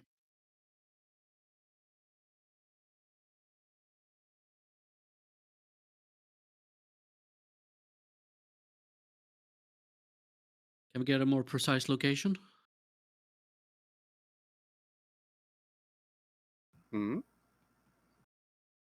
Asking the group in character. More precise location on what? The distress call. Roughly 3.5 kilometers. Head or down? Yeah, that's exactly what I'm asking. Oh, the other side of this. Well, Mr. Kane, I don't suppose you have afterburners in this thing, do you? I was actually going to ask the GM if I could spend 2 momentum to have said I actually did install. I'm kidding.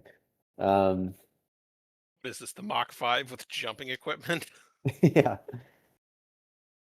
It's the Evil Knievel version. Kane's just going to get up and walk out, look over the edge. That's probably too risky. As you look down, you do notice what looks to be, in your eye, potentially power cables at the bottom of this crevasse. That still looks to have minimal power running through it. Got it. He will take out his engineering tricorder and attempt to make a few scans. Give me reason engineering difficulty 2. Alrighty. Probably not. Take a throw.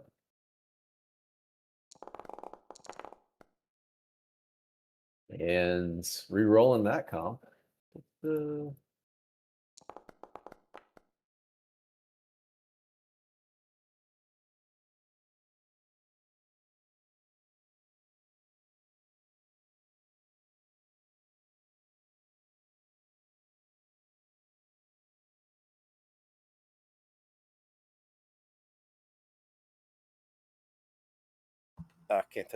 Can't type today.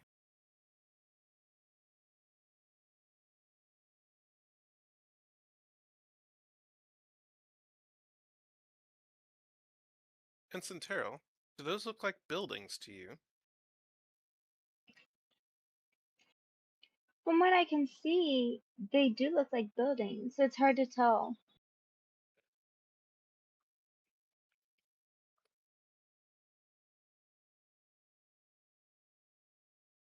Captain, Kane will come running over. He'll hold up the tricorder. I'm sure you know what this means.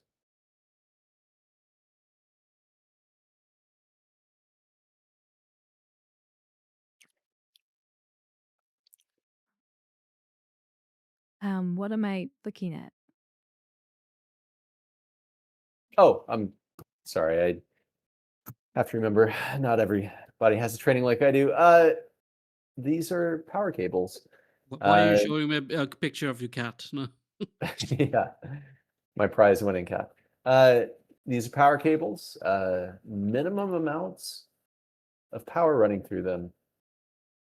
This is definitively the same technology that we saw in the node.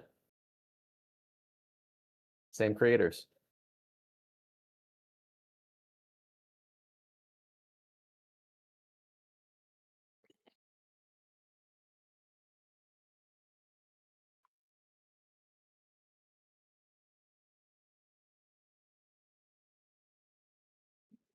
Well, that's all very fascinating. That doesn't help us get across this crevasse. Oh, I thought that's what you were working on. The doctor's going to run a scan on some of those buildings to see if he can detect life forms. I do have an or- idea, but I'm all ears.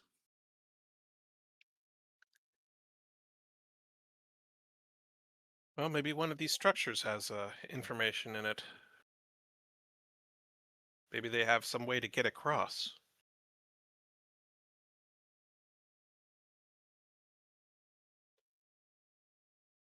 Well, it's safe to say we need to get down there, and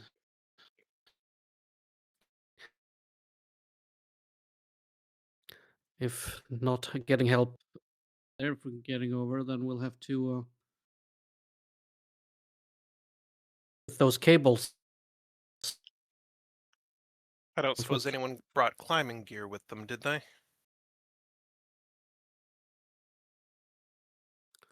What do you take me for, Doctor? I'll stare at the rifle and look back up at you. A security specialist?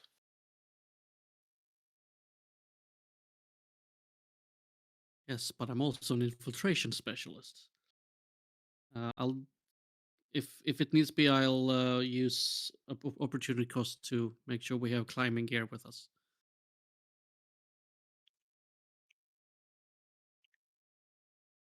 If you spend it.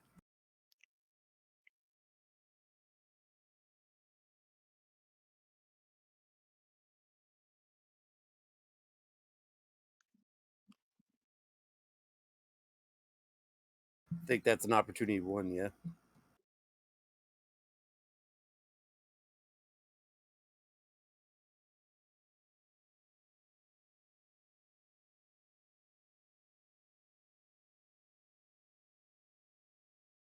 All right, just let me know what you guys are doing. I'm also taking this moment to scan all the away team and check people's hydration levels. As in terms of hydration, they're probably fine because although it's very hot, you guys have been sitting in a nice, breezy dune buggy, so pretty good temperature regulation with the the wind. You guys are wearing the desert gear.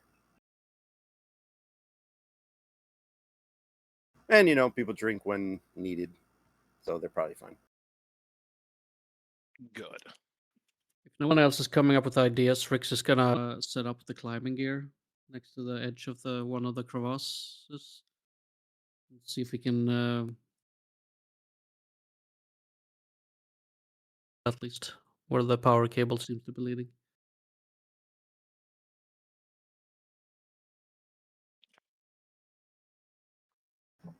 Okay, Rix, give me a fitness. Fitness, con, or security to make the climb. I'm gonna make this a difficulty of 1, but a complication 3. Am I focusing infiltration work here? No. No. Okay.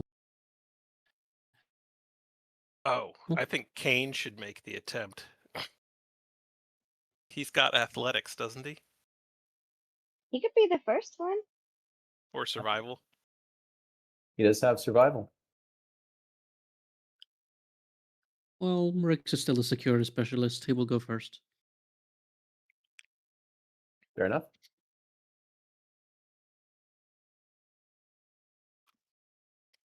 Well, I'm not deterring you from trying to go ahead.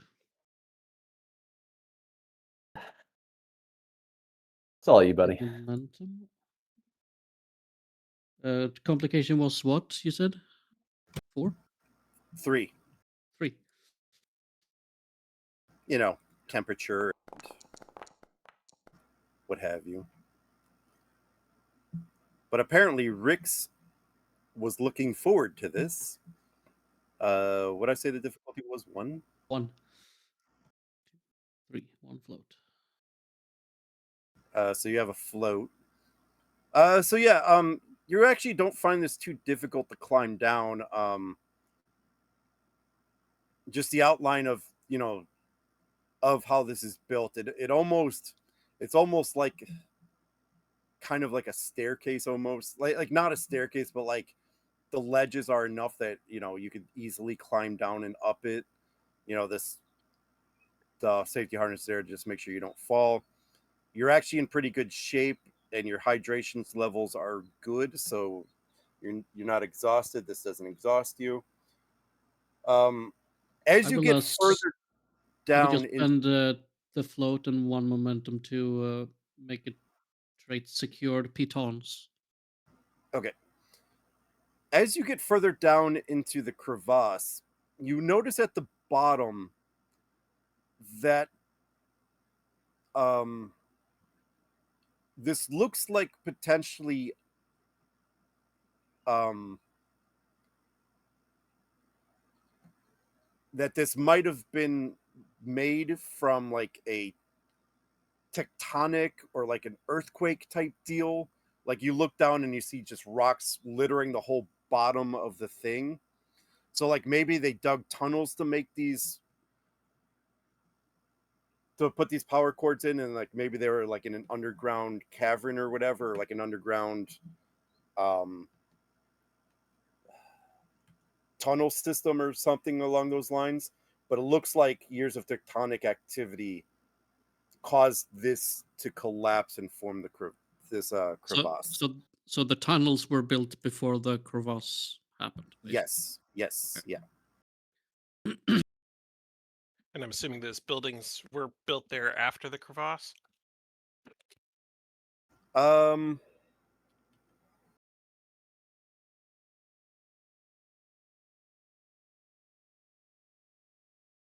Those are actually buildings there. We haven't misjudged that, right? trying to think. um, so it would work better if they weren't there. Stupid. No, it's fine. There's probably you could probably figure that maybe these are like maybe old power relay um stations, maybe workmen's huts.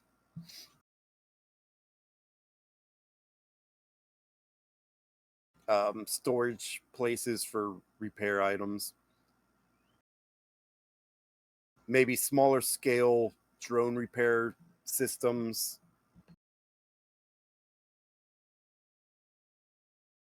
All of it offline though, no longer functioning and ruined. Like they've been here a long Okay. time. Rick's So just then going this isn't like to some Mesa Plateau city thing that we've. No. Yeah, these were probably part of the underground tunnel complex. But Okay. as it collapsed and wore away, and weathering and whatnot. Rick is going to rappel down to one of the underground cavern entrances that I can see, or openings at least. Okay.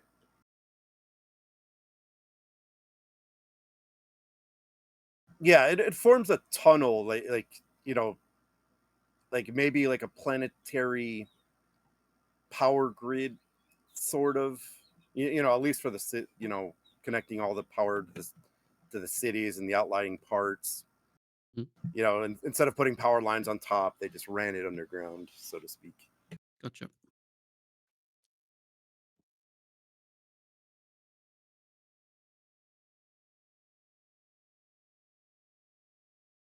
It's dark though. Maybe a Flip on- light in the distance that maybe hasn't been burnt out. Maybe. Flip on the light on his rifle and scan around. Yeah, there's not much to him. Want to go to inspect the power cables, see how sturdy they seem to look. The ones.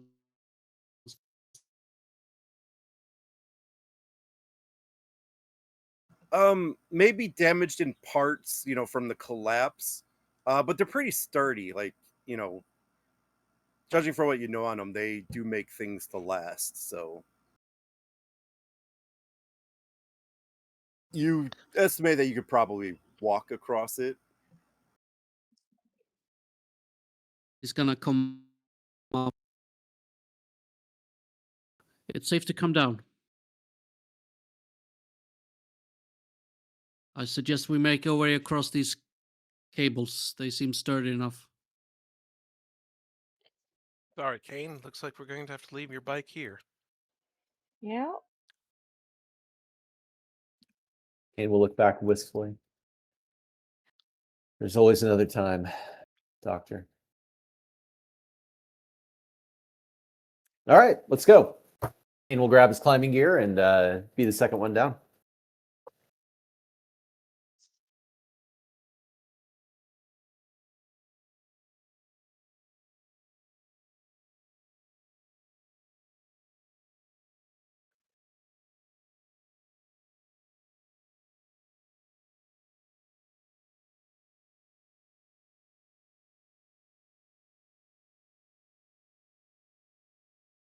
Yeah, Captain, you can.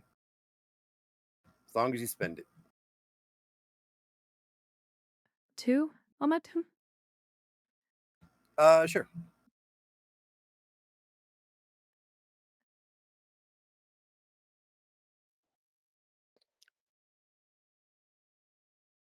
The captain puts on a backpack and changes her boots out. And tests a few things and starts levitating.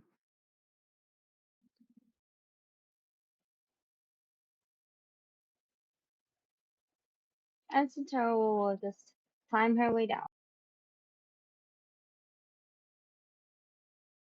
That's just the captain showing off. Right?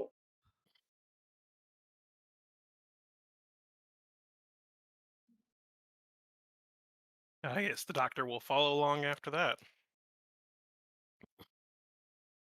Okay. So I guess my question is this. Okay, so you guys climb down. What exactly are we doing? Just so the GM knows where you guys are going next. Rick's suggestion is for everyone to get down to its level where the power cables are, and then they attempt to make it across the crevasse by walking across the power cables. Out of curiosity, can the tricorder tell us how long this canyon is? Give me a reason, science, or con difficulty 2. Complication 2. I will give you reason science. And I will give you momentum for an extra die. I have no focuses that apply here.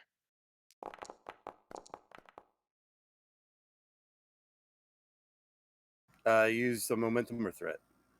I used momentum. Okay, so you get it back. All right, Doctor, what exactly did you ask so I could give you the right info? How long this canyon was?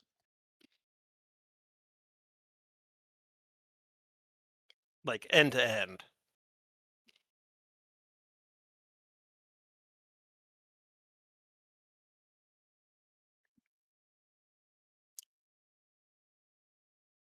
Is it something we could have diverted around within a reasonable amount of time, or?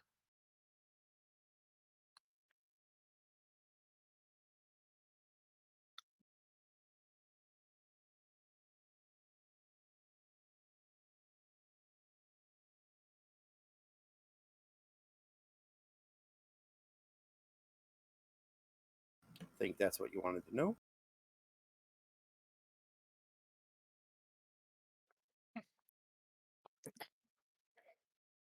As the captain slowly dips below my eye line, I'm gonna say, Captain, this crevasse is only about 5 kilometers end to end. If we wanted, we could have someone take the ground vehicle and divert around the around one end of it. Meet us at the beacon point.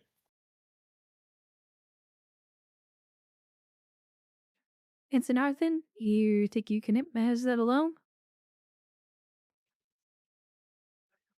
Yes, Captain. I'll be across as soon as I can.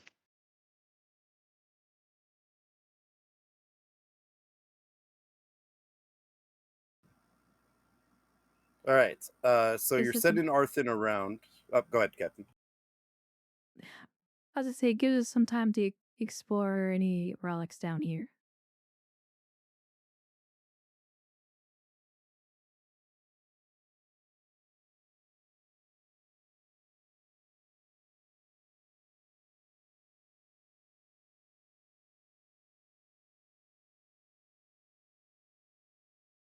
All right, so you're sending Arthur to bring the car around to the other side. Well, you'll meet him in roughly an hour. So in that time, what are you guys wanting to do?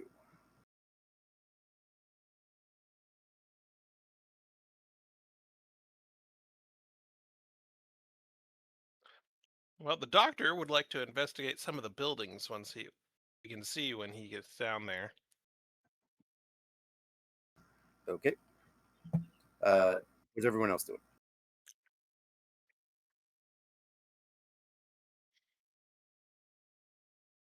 So for clarity, the buildings are at a distance, right? Or are they near There's some in here if you look at the screen. Got it. The Oh, ones that I said were probably maintenance stuff for the power cables in this part. got it. Before it all collapsed. Got it. Yeah, sorry, I didn't see those. Kane is going to accompany the doctor to investigate.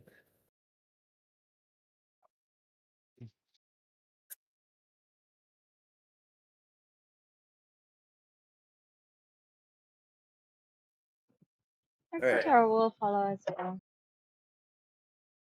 And then that just leaves Captain and Rix. What are you two doing? Rix is just basically keeping watch as everyone is doing their exploration thing.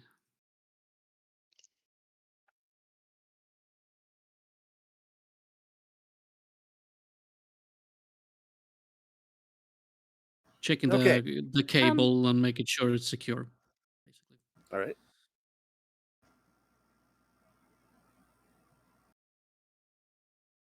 The captain with Captain? the levitation boots is just gonna kind of make sure, keep an eye on everyone, make sure they don't, fall to their death. Sounds good. Okay. Recreation guardian angel. All right. So the Doctor, Kane, and Terrell go to explore these buildings. Some of them you could definitely tell. Well, you I shouldn't use the word definitely tell. You guess might have been worker areas, possibly break areas, but the thing that you are finding is that most of these places are actually empty. What you notice is there's no furniture, there's no belongings, there's no tools. You probably get to one of these places, and it kind of makes maybe an opening to where bots can fly in and out. Maybe the size of like those exocomps. But there's nothing there. It's almost like everything was just ripped out and taken with. Be shining my flashlight around and comment. Either they took everything with them when they left, or scavengers have already cleaned this area out.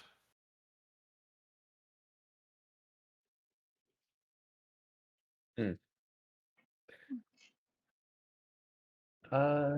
GM, as a note of clarification, when we found the Nexus, it said in the text we found there that our journey takes us beyond the network's reach, the great migration to intranslatable. Are we still within the network reach or beyond the network reach as was told in that text? That sounds like a good role play thing.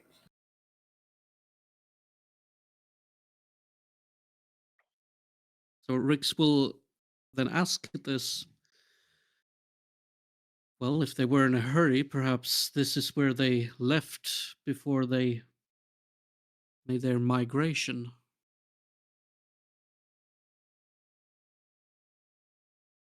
I don't know if we have concluded if this place was beyond the reach of the network or within the reach of the network, since we could get here so easily via the Nexus. My own speculation, I'd say, since we're able to use the transport hub to get here, this is still within their network. And this would logically be the remnants of their civilization before they left. Assumes that this is a home world, or even a colony. Could be a Well, workers' colony, or what remains of it. the network itself suggests that they lived on multiple planets. Agreed. this looked like a workers' tile colony. If I were building something like this, GM, he's going to take a scan of these structures, trying to detect if anything was also taken out of the walls, right? If there's anything valuable and if there was anything taken. You know what? I don't even think I need to give you a roll for this.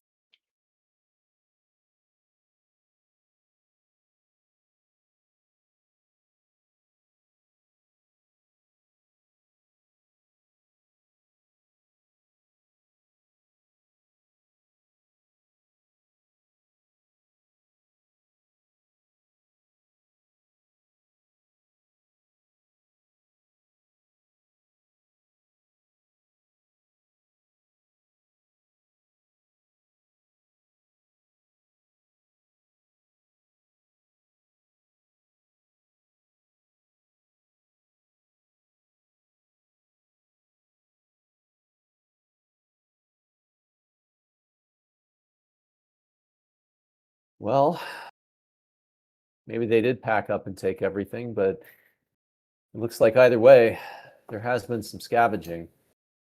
There's some wiring left, a few components, but Most things have been stripped.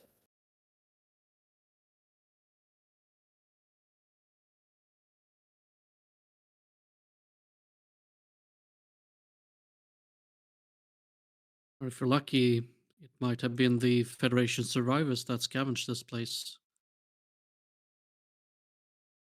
Perhaps they find a way to survive.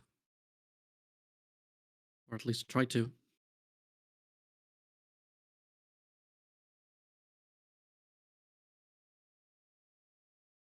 Well, that message did say they were going to try and make shelter.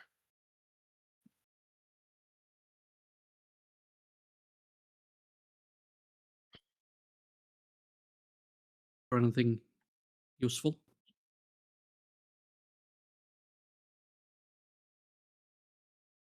So far, whole lot of nothing.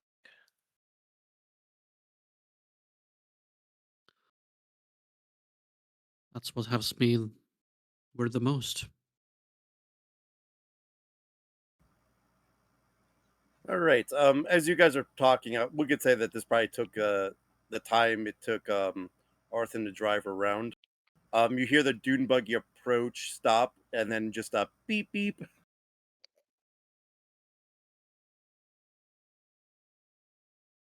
Well, everyone, I think that's our cue to get over to the other side. I guess you're right. Yep. Let's go. Keep yourselves low. And don't fall over. Preferably. Here.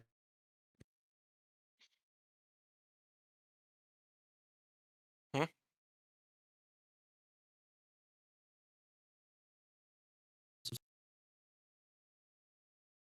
All right. We'll enter a new scene as you guys start to continue on. I won't make you guys climb or anything, time's sake and whatnot.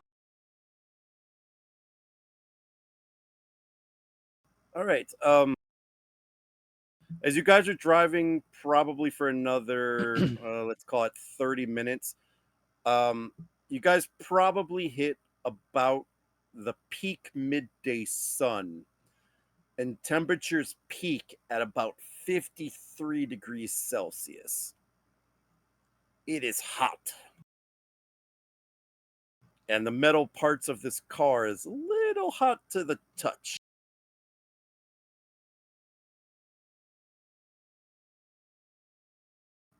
As you guys probably notice that you start to drink a little bit more water.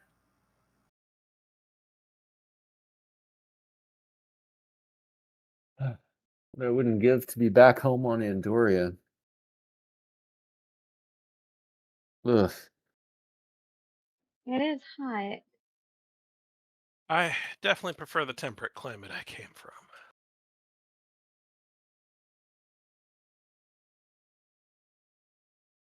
You'll be fine.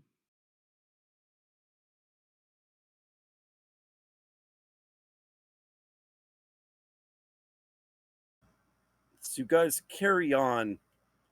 In the distance, you start to hear what sounds like thunder.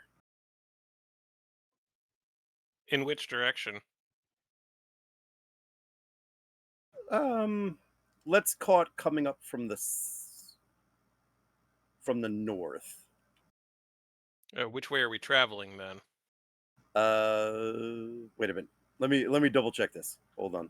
Let's go like this. Is it ahead of our vehicle, behind our vehicle, to the left or to the right? All right, where did I say you guys sit down at? Let me double check my directions here.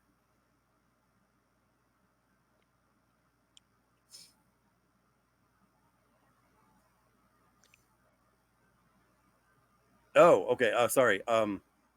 Yeah, this would be coming from the north. You guys are probably traveling northwest. So it's coming in the direction you are heading, so to speak.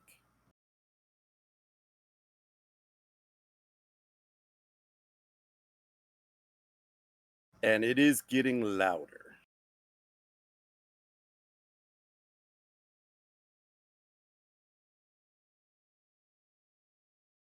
Can I tell if that's like thunder or like something else? I'll do you one better. As you start to guess, on the horizon, you start to see this approaching. Oh. Captain, that sandstorm has some massive ionization going on in it.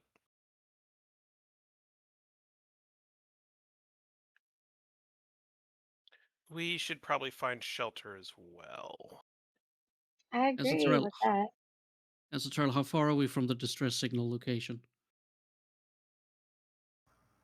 Kilometer. Kilometer. Mr. Arthur and I suggest pedal to the metal.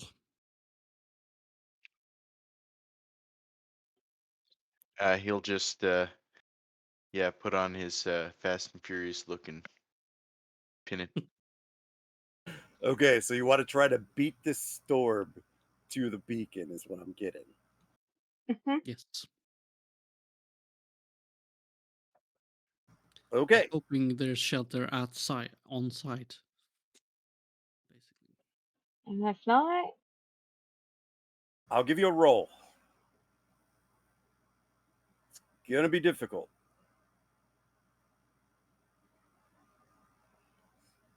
I'm gonna make this a daring con difficulty 4 Oh no.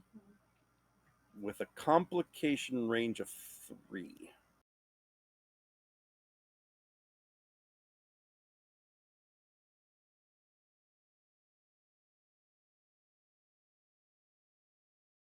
Okay, this will be the time for the afterburner. It was a Nitro. difficulty 3 comp 4. Yeah. Yeah. Boost system. Sorry, diff 4 comp 3. Diff 4 comp 3.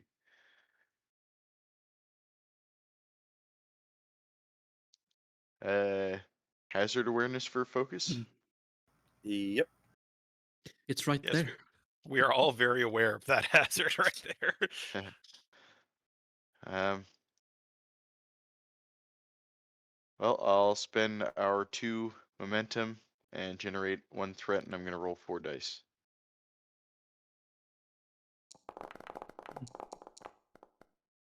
Out of curiosity, are we able to Good roll. Good roll. Very good roll. get in touch with the Aero shuttle? Like, I get we can't contact the Akatsuki, but is ground-to-ground communication working? You want a I remote will say flight, don't yes. you? I'll say yeah. What'd you say, Rex? You want a remote flight, don't you? Well, no. I wouldn't want to call that thing towards us. That sounds like a great way to get it struck by lightning. I just wanted to make sure it was like locked down and grounded, and if possible, can we like utilize its computer for something should the need arise? All right. Arthur, you get that serious look of focus on your face as you hit full speed trying to get this thing to the beacon before this storm hits. And the closer and closer you get to the beacon, you start to notice that you enter into a more dense area of ruins, which might have been kind of like one of their main cities. In the distance, in the backdrop of this storm, you start to see like the ruins are maybe 10 meters high. All the buildings are hexagonal shaped. And like most of the blocks are probably laid out in hexagons. You know, you could kind of tell that that's their beloved shape.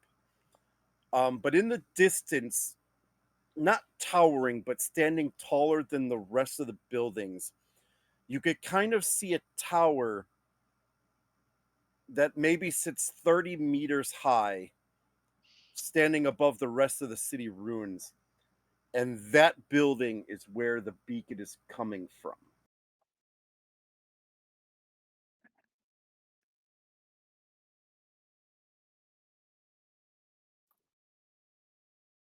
Doctor's gonna whip open his tricorder and start scanning the area for anything that might be viable shelter.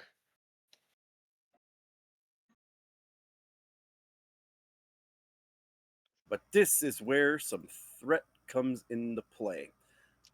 As you see that building, you turn down a street to try to start to head toward it when you notice that a collapsed building, similar in design to that tower, but a different one, lies fallen over in the street, blocking your immediate path.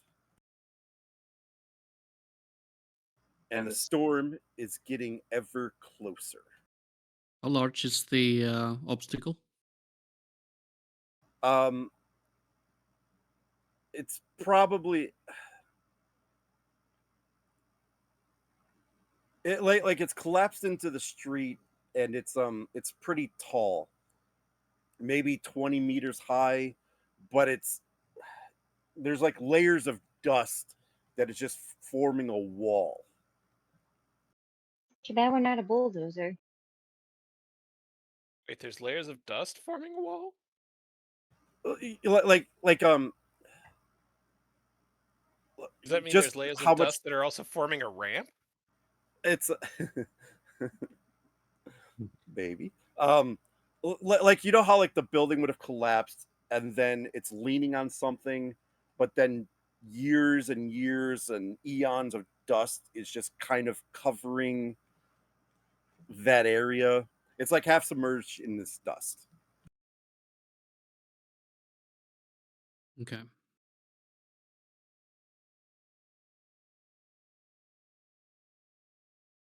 I was How trying to make pictures of all this, but I was not happy with them, so you guys get stuck with narration. how large does the obstacle seem to be in? I mean, from where we are to the other side of it, so to speak. Can we estimate that at all from what we can see? Um, like where the building collapsed, the building's maybe only 20 meters across. Okay, still wide.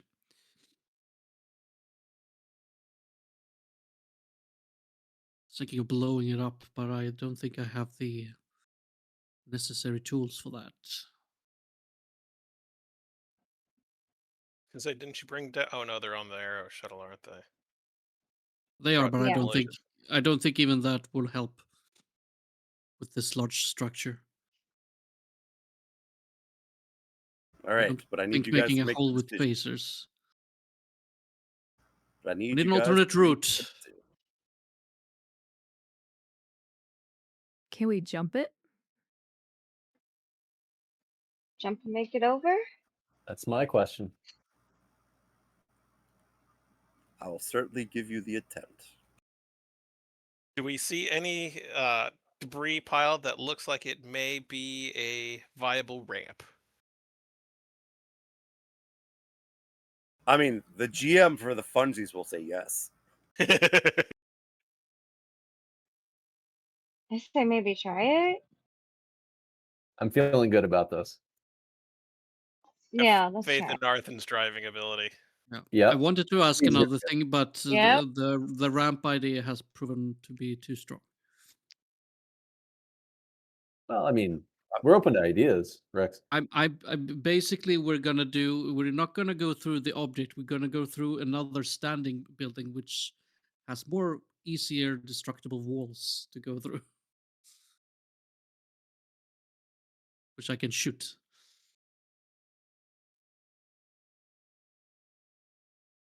So don't go through the obstacle. Go around the obstacle through something else. Yes, well, in this case, we're going over the obstacle. Yeah, and that's the idea Yep. that's prevailing. All right, need a decision or I take some threat. Arthur, Over. Ramp jump. well, second. Ramp jump. Arthur, over that way. Captain points to the ramp. All right, Arthur, it's not too difficult to jump over the ramp, but the complication range is going to be 5. So I'm thinking Daring Con, Diff 2, Comp 5. All right. What could go wrong? I actually don't think any of my focuses apply for this. Doesn't your Pathfinder work for this? I don't know. Is this uncharted territory? Well, the issue is the comp range is already maxed, so it won't help you here. Yeah, that's true.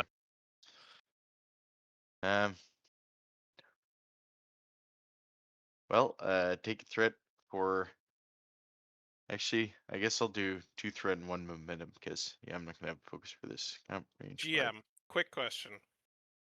Since we are taking the vehicle airborne, does it then count as a small craft? No, Rerolling like the the idea, complication. though.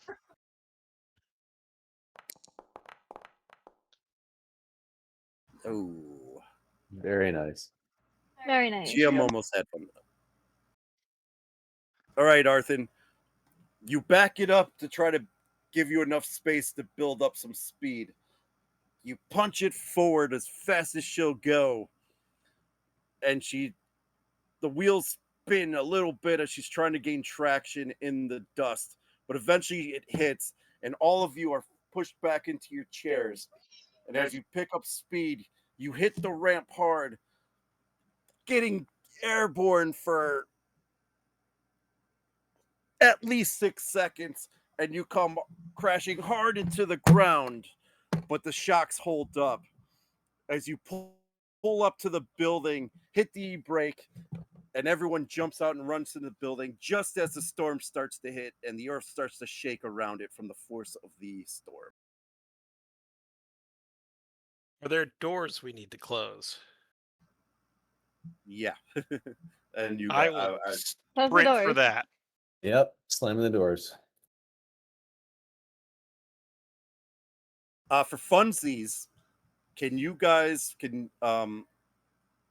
one main roll, one assist, between the doctor and Kane, give me a fitness security difficulty 3 comp 2 to keep this door closed.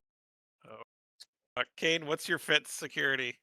Probably Good worse luck, than guys. yours. 8 I have a 2. 10. I have a 10 as well. Oh God, Rix, where are you, buddy? He just went Oh no! BRB. Oh no! Oh no! You two said you were doing it. Damn it! I didn't know I have to roll. All right, all right. You guys can do it.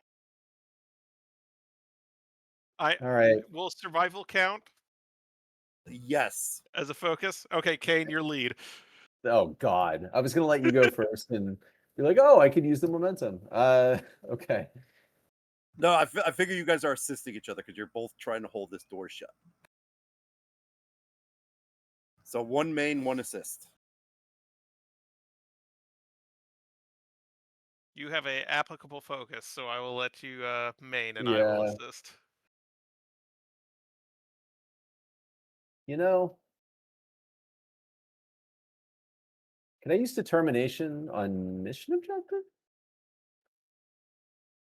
If you could sell me on what that is. Well,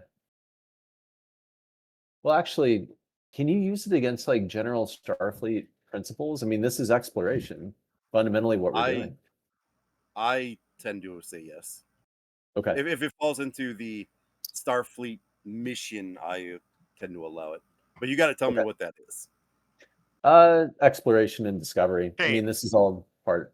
Yeah. No, Kane, you have a value. Resistance is never futile. That was going to be my fallback. Yeah. Okay. I would take that over what you just said. Done. Because holding the door closed is not for exploration. There is probably something that fits, but I think the other thing would work here as well. Done. All right. Well, in that case, take a threat, and then I'll try to bank some momentum. Okay, fitness security. Nice. There's some. Nice.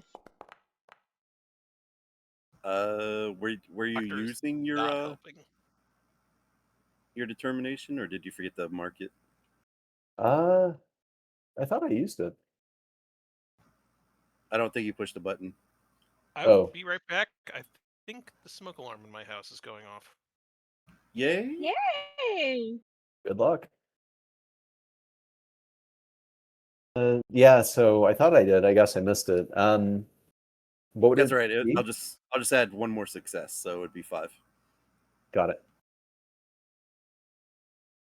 So you gain 2 out of this, and yeah, you're fighting the door, but yeah, both you together are able to hold it shut before you get the latch closed. Kane will look on smugly, which is his normal look, I guess.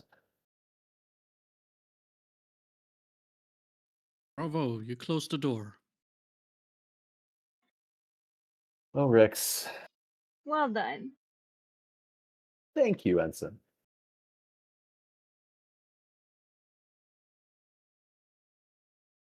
Rix will move ahead and secure the immediate area.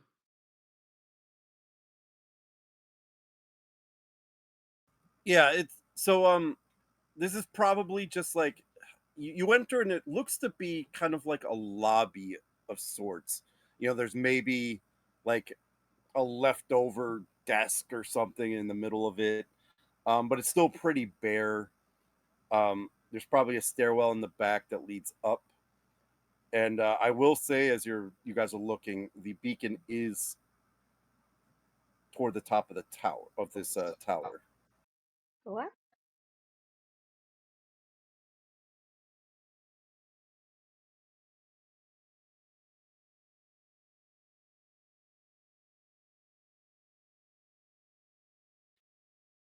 Captain, with your permission, I'll go ahead and secure the building.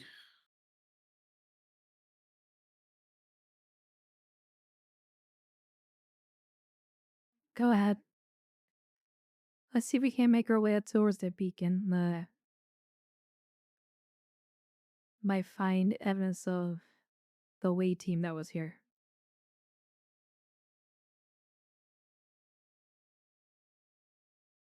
Rix takes point and begins to move upwards. All right. You guys head up to the stairwell, and you come into the top of it, and you enter a large room that has little offshoot alcoves in it. Um, you guys remember how in the last episode, like all the writing and hieroglyphs had that weird greenish glow to it? You guys see similar things. A lot of messages in this room. All across the walls. And as you guys are looking around, shining your lights, you do see Starfleet equipment. You see the beacon in the middle of the room. You see equipment scattered around, phasers, um, engineering tools, medical kits, everything laid out.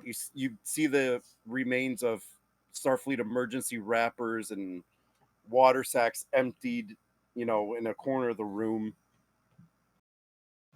You guys let me know what you're doing.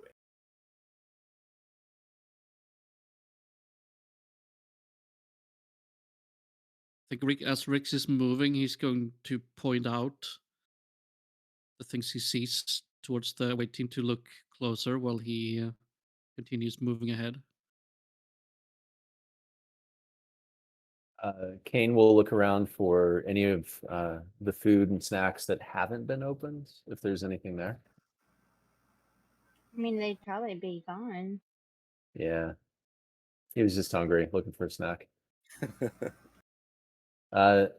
He will examine like the engineering equipment and things like that to see basically like what they might have been working on, or if it's just general tools. It's a standard engineering kit from what did I say, 87 years ago. So a lot of the old tools, original series type stuff, I think, is around ish then. Kane's going to look for anything that might be a collector's item, like a spanner or something like that, and just grab it and pocket it. All right, Rick, as you're going around the place, because I think you said you were looking around.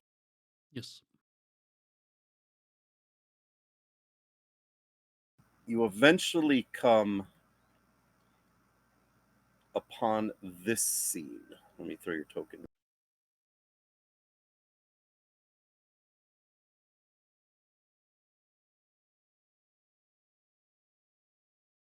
This is one of those like little alcove things I was talking about.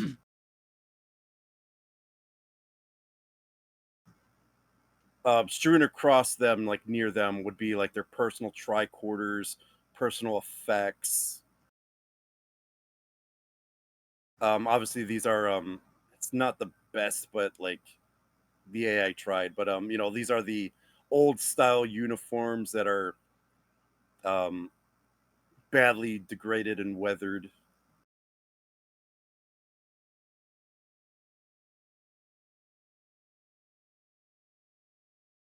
Before looking the others, is just gonna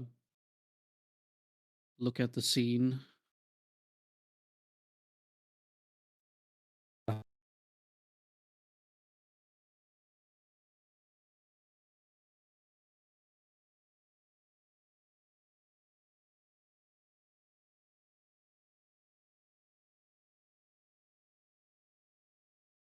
Yeah, the AI tried. This was the best one it could do, and I tried a lot. So Oh, no worries. I was just trying to be funny. It's actually honestly pretty good.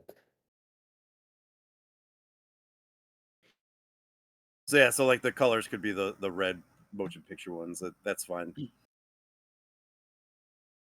But you guys get the idea.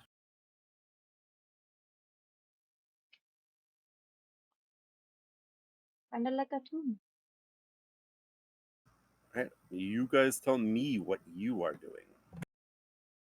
Or Dr. Valen.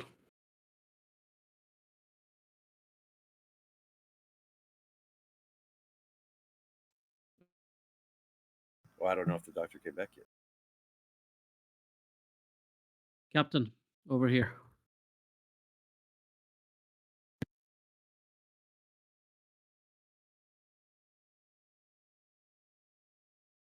The Captain doctor's approaches. house might be burning down.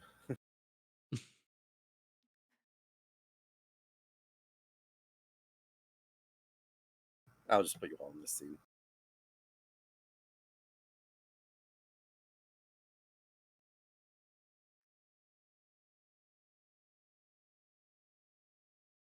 Are they this neatly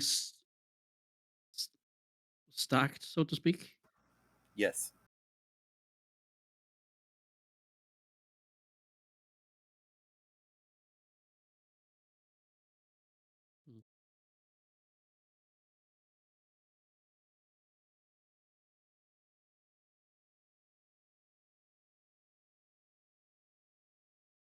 Want to see if I can find a communications device, something that they could have recorded anything on among their You belongings. do notice that each one of them, probably next to one of their ends, they do have their little communication things. I'm back. Sorry. Welcome back, Doctor. You get to fall upon this grisly scene. They're dead, Jim. Are you sure? But yeah, Rick's they have their little communicators and tricorders and whatnot next to them. I'll try and open up one of them, see if it still works. It is drained of power. You will need to charge it.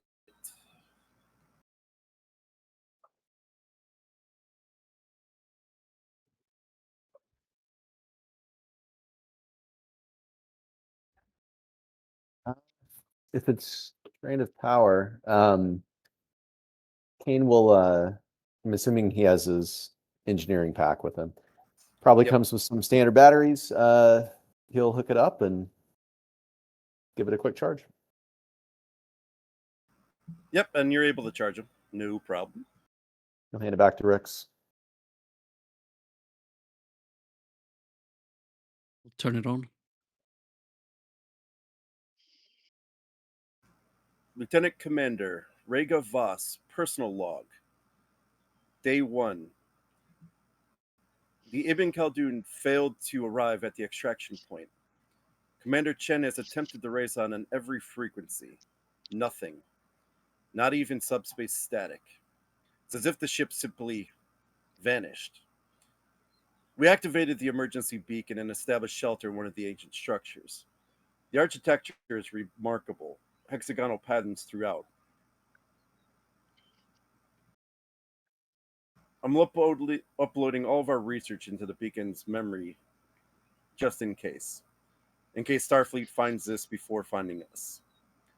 The Way team is in good spirits, though I can see the worry in their eyes. We have supplies for 3 weeks. The Ibn Khaldun will return. They must.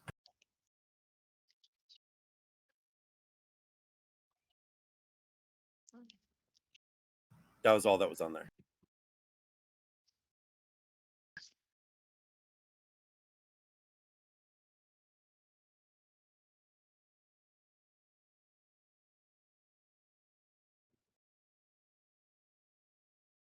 You said there were more communications devices. Each person has one.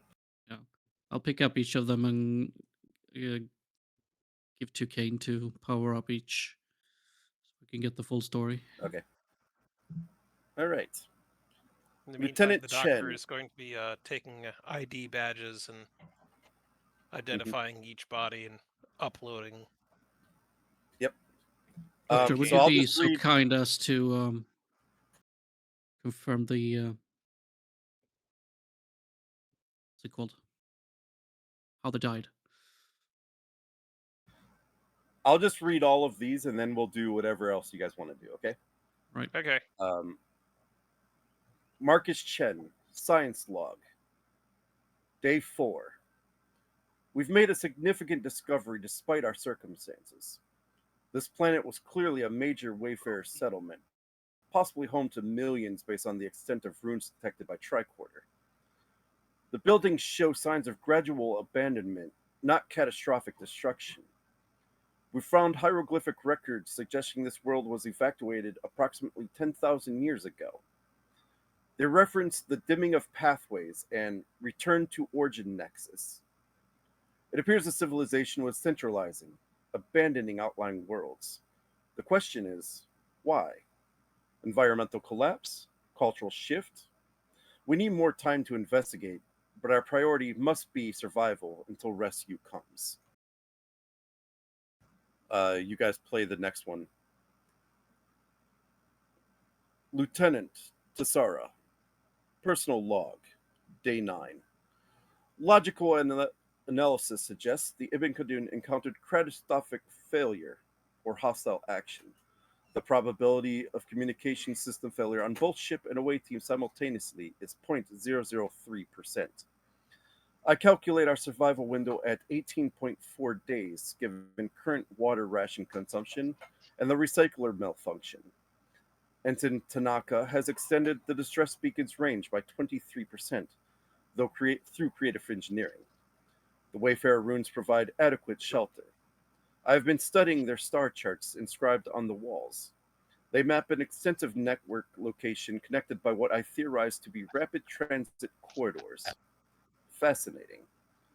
I regret we may not survive to report these findings.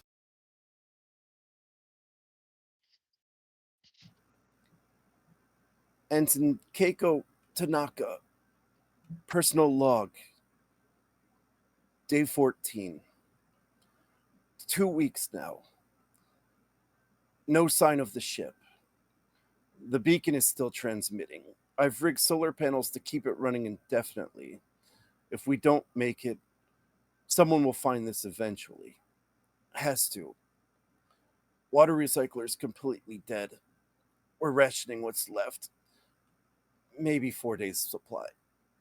Commander Voss says Starfleet will send a search team, but we're pretty far out. And with this Cardassian situation escalating, I understand if resources are. Sarah, if you hear this, I love you. Tell Mom and Dad I thought about them every day. The ruins here are beautiful. 6 feet builders who created wonders and then just left. I wish I understood why. Maybe we're not so different. We all leave eventually. The next one we'll play. Lieutenant Rhaego Voss, final log, day 19. This will be my final entry. Water ran out yesterday. We've made peace with our situation. Tassara has been remarkably kind, despite her Vulcan nature. Or perhaps because of it, she helped us all face this logically. We've arranged ourselves together. Seemed appropriate. The 5 of us discovered something incredible here. Evidence of a civilization that spanned the stars, that built monuments to last forever, and then walked away from it all. They left their network running, their cities intact, as if they intended to return, but they never did. I hope Starfleet finds our research. The Wayfarers deserve to be remembered. We all do. I've uploaded all the logs and research data to the beacon's memory. Tell my family I love them. Voss out. That's all they'll be. The doctor will look over at Commander Rix and say, I'm going to assume cause of death was starvation and dehydration.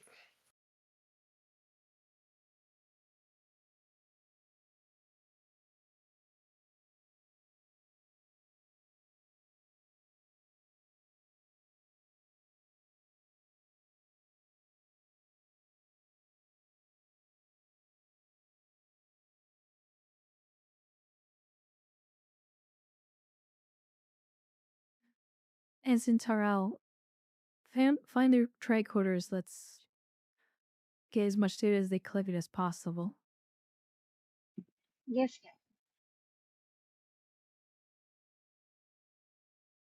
Doctor, if you would organize Commander Rix and Commander Holden to help with the remains here. We need to get him back to the ship for proper boat service. That's an Arthin. As soon as the storm clears, I want you to head back to the air shuttle and bring it in closer. Yes, Captain. Sounds like that beacon is of interest. Agreed. Captain, with your permission, I think Commander Kane should go investigate the beacon. The recording said the data they had found had been uploaded to it. The Akatsuki was able to hear the beacon. See if he can't modify it and we can communicate with the ship.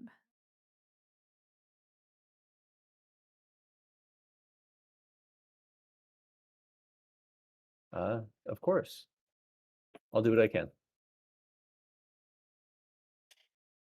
BRB again. That sounded like someone falling. All right, Kane, let me know what you are doing. So wait, remind me. Are we at the beacon or no? Yeah, it's in the same room. It's in like the middle. Got it. Okay. Yeah, so I mean, first things first, he's going to like check the interface and they stored information on the beacon. I just want to make sure that if I modify it to communicate with the ship, I'm not going to corrupt that data. You may want to do that first. Then let's rip everything off of it first. It's just a simple case of downloading the data to your tricorder. Okay. But He'll do that. I'll make that a trait creation. But you guys gave me all this threat. I'll make it a div 2 comp 2. Just in case you go to transfer it and it accidentally deletes. Happens all the time. Yep.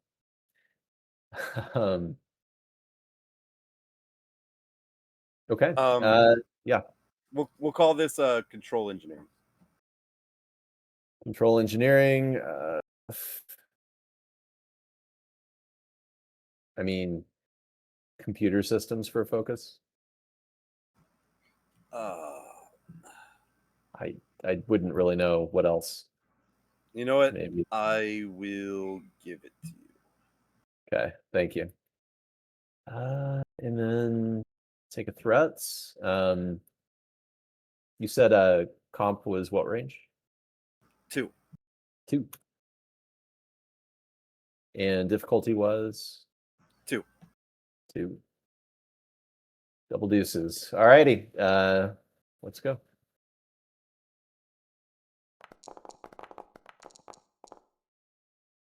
Jeez. I can Nice download with rolling. the best. Thank you, Ensign. Yeah. Yeah, you go to download it and you notice that it is very well preserved. Like they probably made some modifications to ensure that this would not degrade over time. Kane will mutter to himself. Must have been the Vulcan. Okay. Well, team, everything's downloaded, so we can search everything they have. Let's get to modifying this beacon. And then he's going to reconfigure the beacon to try to reach the Akatsuki. Okay. Difficulty 3. Complication 3. Okay. You guys gave me a lot of threat. It's time to spend. Sure. So is the beacon alien technology or is it Starfleet technology? No, it's Starfleet. Got it.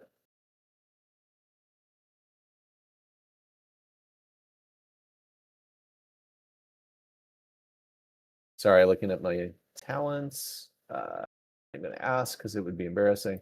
You said diff 3, comp 3. Yep. Yeah, computer systems for focus. This is communications now. Got it. Am I by chance trying to hack around the current programming? No. Damn it. Okay. Yeah. In that case, take 1 threat and 2 momentum. Have anything?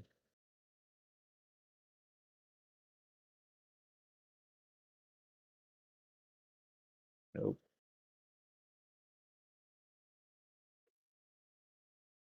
Nope. Alrighty, we're just rolling.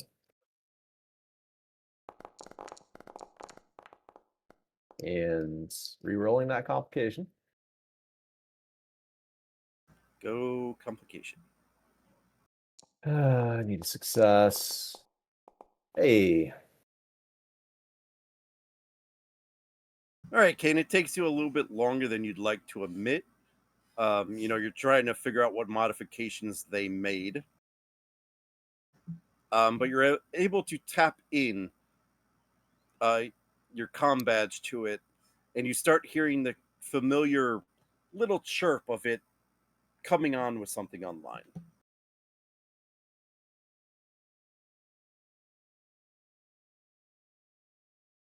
Okay. Nah, he was going to do something. He's not going to do it. He will just turn to the captain. Mission accomplished, Captain. Not a big deal.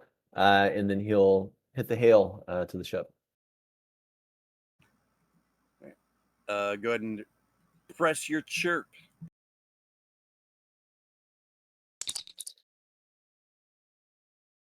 Away team to Akatsuki.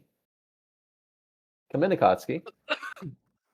Then oh crap! I don't think Valen's back. Mm. I'm here. Oh, okay. Yeah. So Valen, this would be for oh crap! What's his bucket? Why am I blinking his name? Mahawk? Mahawk. That's it. The away team has probably been out of contact for about 5 hours, and you have been unable to raise them. But you just heard Commander Kane contact you. How clear is the signal? Clear enough. Okay. Staticky, but clear. Go ahead, away team. Oh, I'm sorry, Commander. I thought you would sound a bit happier than you do right now. Mr. Kane, I am elated to hear from you. What is your status? And likewise, Commander. None the worse for wear. As I'm sure you've noticed, the frequent dust storms on this planet have caused some interference here, but we've patched into a communications tower. And, well, I think we can maybe complete our work here, and he'll motion over to the captain. Captain, I don't know if you would like to say anything.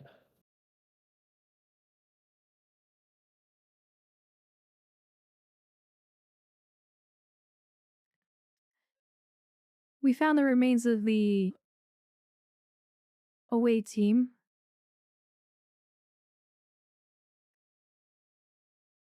Unfortunately, they all perished due to dehydration or malnutrition.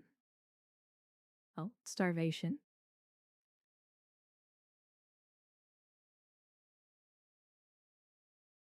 We're preparing to recover everything from the site, and we'll be heading back to the Akatsuki as soon as we're able to, at least until the dust storm passes. Are you able to maintain communications during that time? As long as we're within range of this beacon.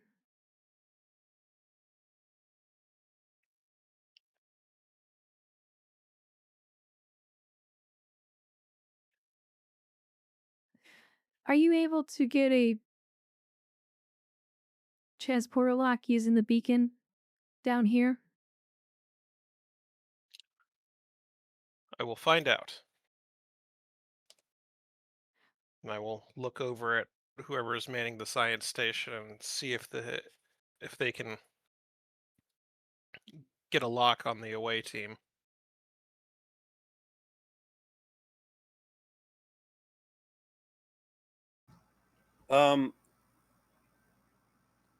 I'll just say for sake of time, why not?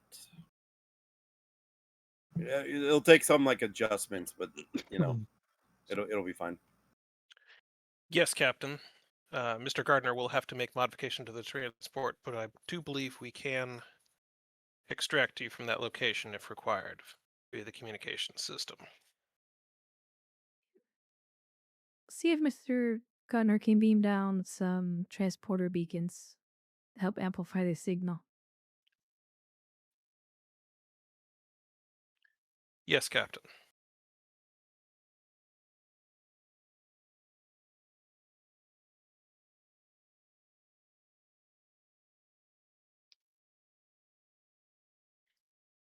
Do you require anything else?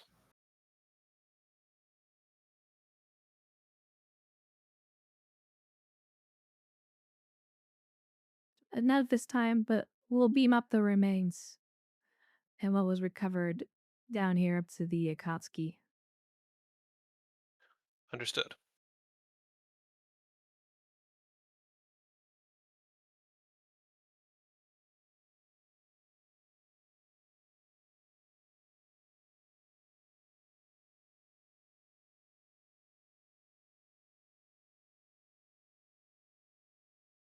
We will stand by for your departure and next communication. Akatsuki All right. out. For the sake of time, you guys are able to get the beacons down here, start transporting what you guys want to out. It takes a few hours, but eventually Arthur does bring the Aero shuttle around. And then so there's 5 logs. I see people took 3 of them. Um, I forgot our Earthen was at the. Oh, am I back now? Get the log. yeah, yeah. I mean, it's fine. I just figured there's time in between. People can read them. Okay, that I makes just think sense. it would be a cooler scene instead of like me reading them or giving you it. You guys could actually summarize it in a briefing room thing. All right, so we got 3. Just need the other 2 claimed, and then we could.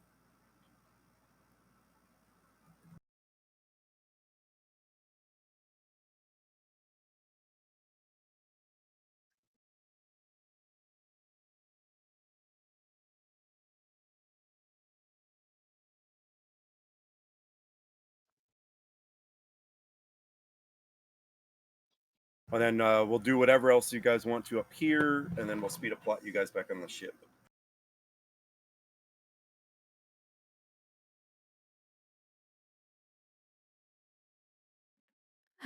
Probably collect as much data as we can from these ruins for analysis on the ship. Yeah, that won't be too hard. Like I said, you guys have it'll take hours before he gets back. So whatever you guys wanted to gather, scans of the things for further analysis, that's all fine.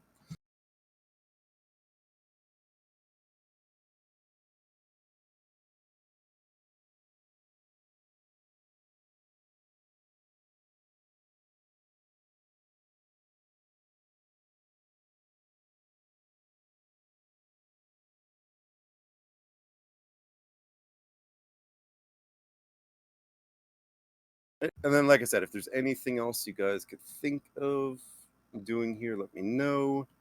Saying that, I'll give you guys a moment to read.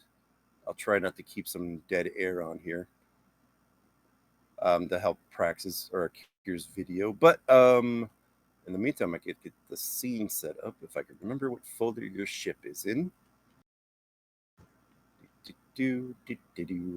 Where is the briefing room?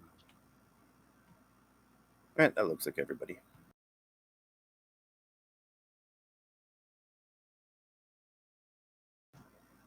All right, but is there anything else anybody wanted to do on that planet's surface? Dune surfing. Right? You've all had your opportunities. I kind of remember my idea of peeling a panel off of the Aero shuttle and being pulled behind the dune buggy to be have been shot down. You know, there's probably an opportunity to do that before you all beam off or before you all pack up and leave. Okay. What the captain doesn't see won't hurt her. Oh, Oh that sounds boy. like conspiracy with Cade involved. Oh, Kane would love to be involved. If anybody wants to try it. I mean, of course, you are the person that's supposed to be in charge of the crew's health. I mean, recreation is good for crew health and morale. Yeah. Anyways,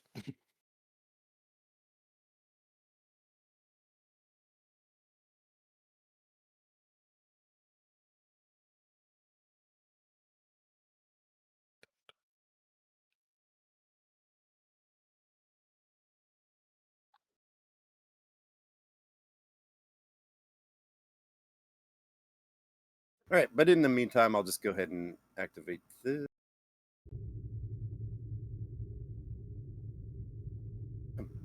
And then, just whenever we're ready, we could start this scene off. and then we'll go to the finals.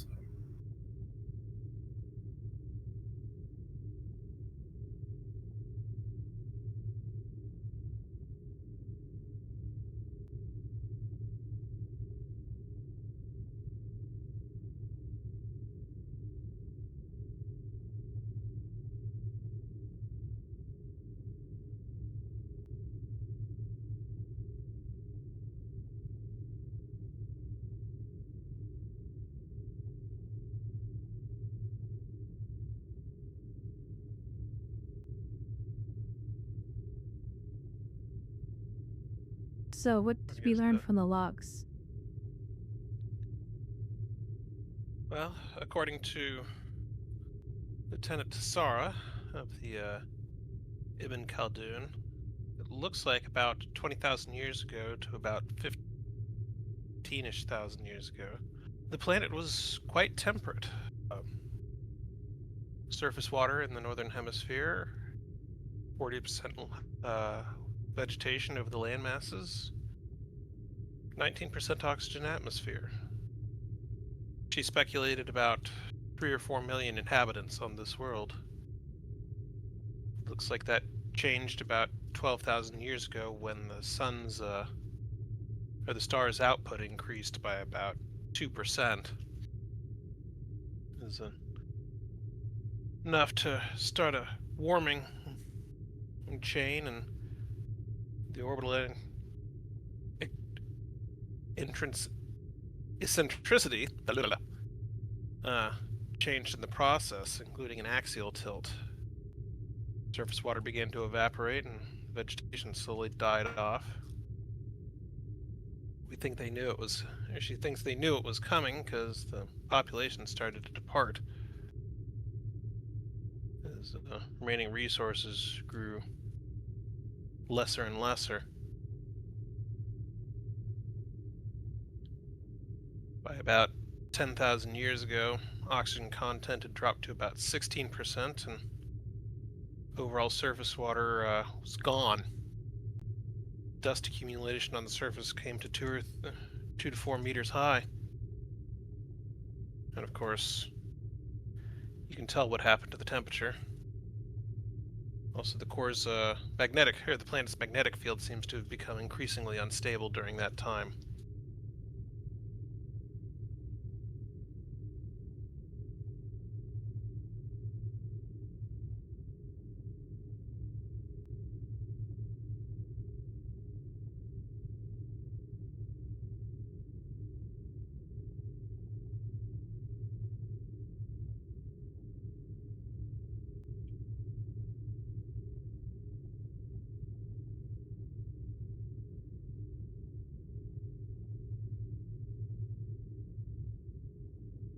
Well, I guess I can jump in.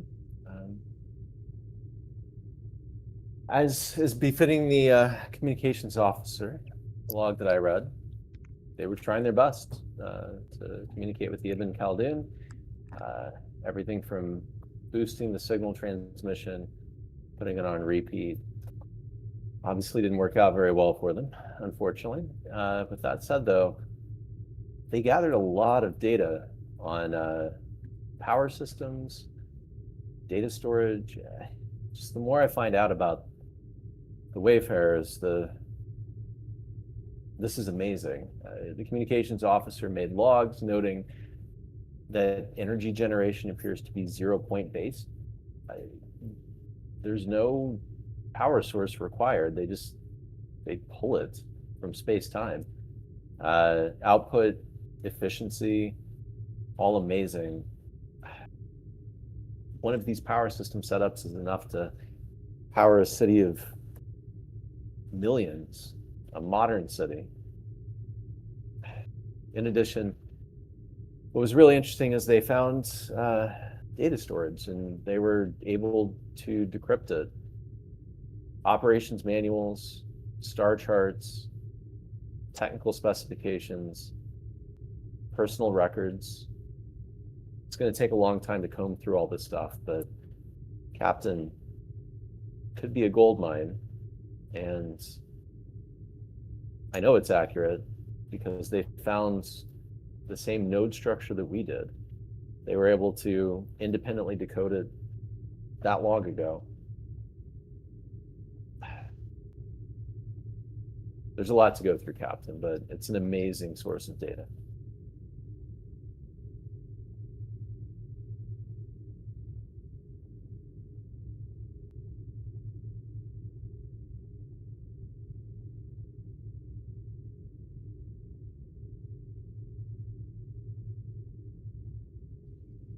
Guess I could jump in. It's really interesting to see what they found. It said that they established their base and the ceremonial or administrative structure. Based on what they found, the city housed approximately 400,000, but it showed evidence of millions at its peak.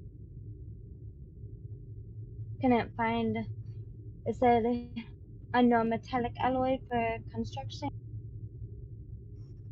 durability,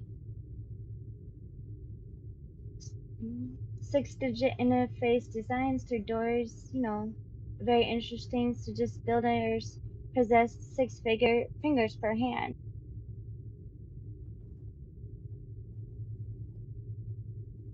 It says that the builders were significantly taller than most known humanoid species.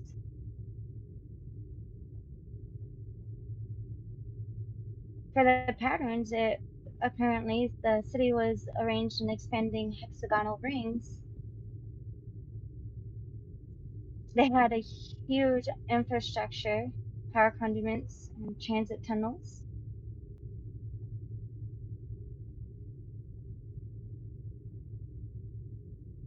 The surface structures showed deliberate in how they were structured and built.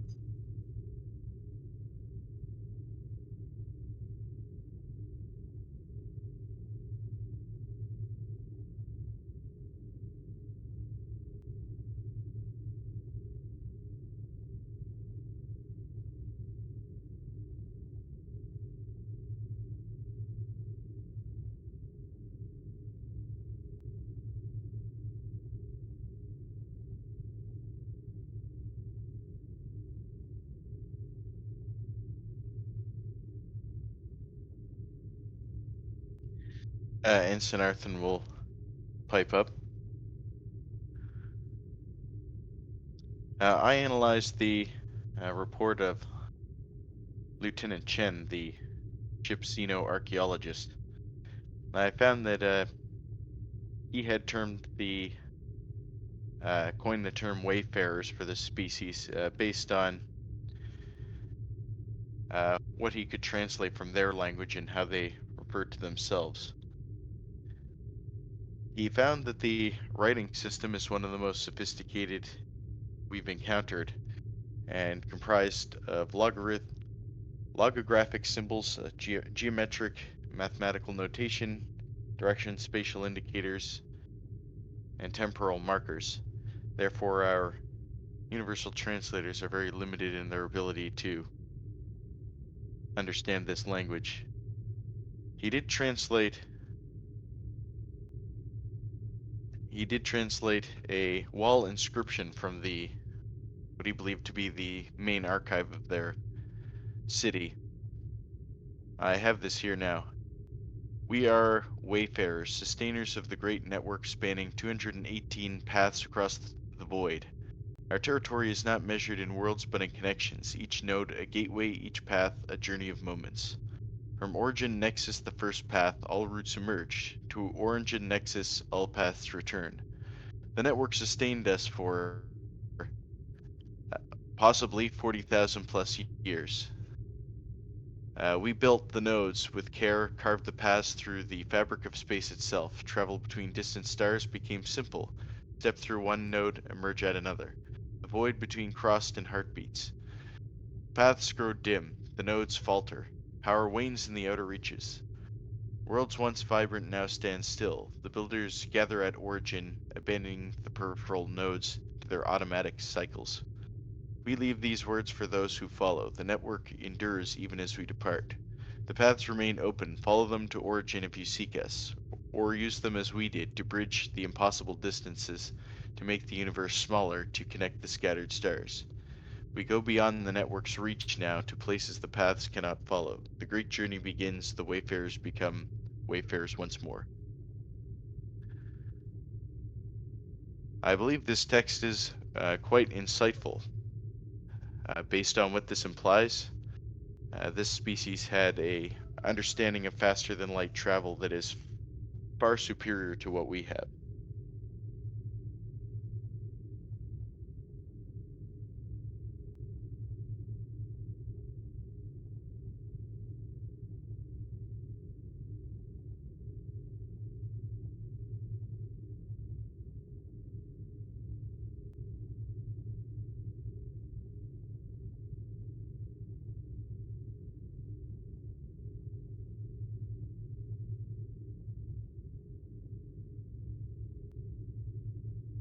I think it's just Rick's. Captain, I have here the report from Security Officer Ensign Dravik. On the first part of his log, he summarizes the threat assessment of the planet, and that most of the hazards on the planet is environmental. They had not detected any dangerous flora or fauna from what they could see. And the buildings that they explored from the Wayfarer ruins appeared sturdy and worthy of further study, given opportunity. However, most of the log explains the last few days of the surviving crew, their acceptance of not being rescued by the Ibn Khaldun, how they implemented contingencies for all the data that they had discovered to be preserved for us to find. And Dravik also explains that each crew member encased a designated personal item to be delivered to their next of kin, if found. Commander Voss encased a Trill symbiont family medallion and a personal journal. Oh, just not Trill because I don't think they joined yet. Just the family medallion and personal. I changed her from Trill to human. Sorry. Okay. Lieutenant Chen encased a wedding ring, a photograph of her wife Sarah, and a data crystal with letters. Lieutenant Sarah encased a Vulcan meditation stone from Mount Salea, as well as a pad with research notes. Ensign Tanaka encased a locket with family photographs, as well as her academic graduation medal. And Ensign Dravik themselves encased their Andorian ice blade and their service record data. The last few lines of their log reads, "We served well, we died well. Starfleet endures."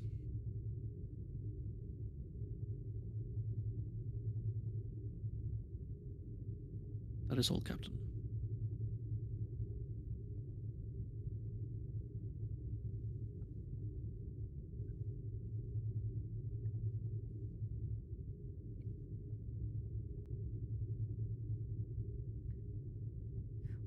As tragic as all this is, still doesn't explain to what happened to their shit. Can Rohak make arrangements for their personal effects to be delivered to Phantom as soon as we make port. My captain, if I may make a supposition, it is reasonable that the USS Ibn encountered one of the control nodes and was transported to another location. We might send an away team to the station to search its records and see if it has encountered the Ibn Khaldun. I was thinking the same thing, Commander. It's an earthen. Set a course back to the node. We're going. Commander Mahawk, assemble away team over to the node. See what we can dig up.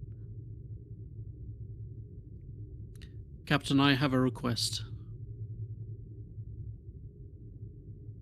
Go ahead. I understand that we are going to return their bodies, the surviving crew, to their next of kin to be buried. However, I would request that we hold a official memorial service for them with all hands. I was already planning on that, Commander. Yes, we will hold a ceremony for them. Thank you, sir.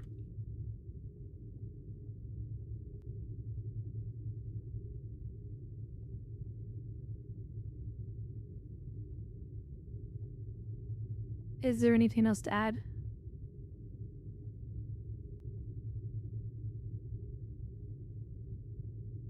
No, ma'am. No, ma'am. No.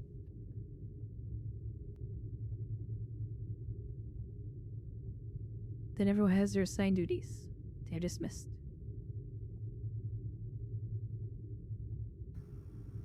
All right. Is there any final RP we want to do?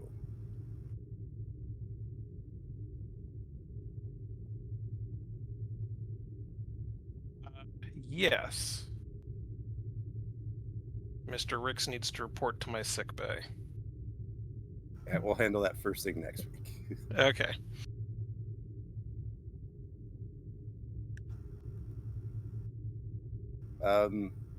Yeah, with that, I think we'll call that the end of Dust to Dust. What was the start date for this one again?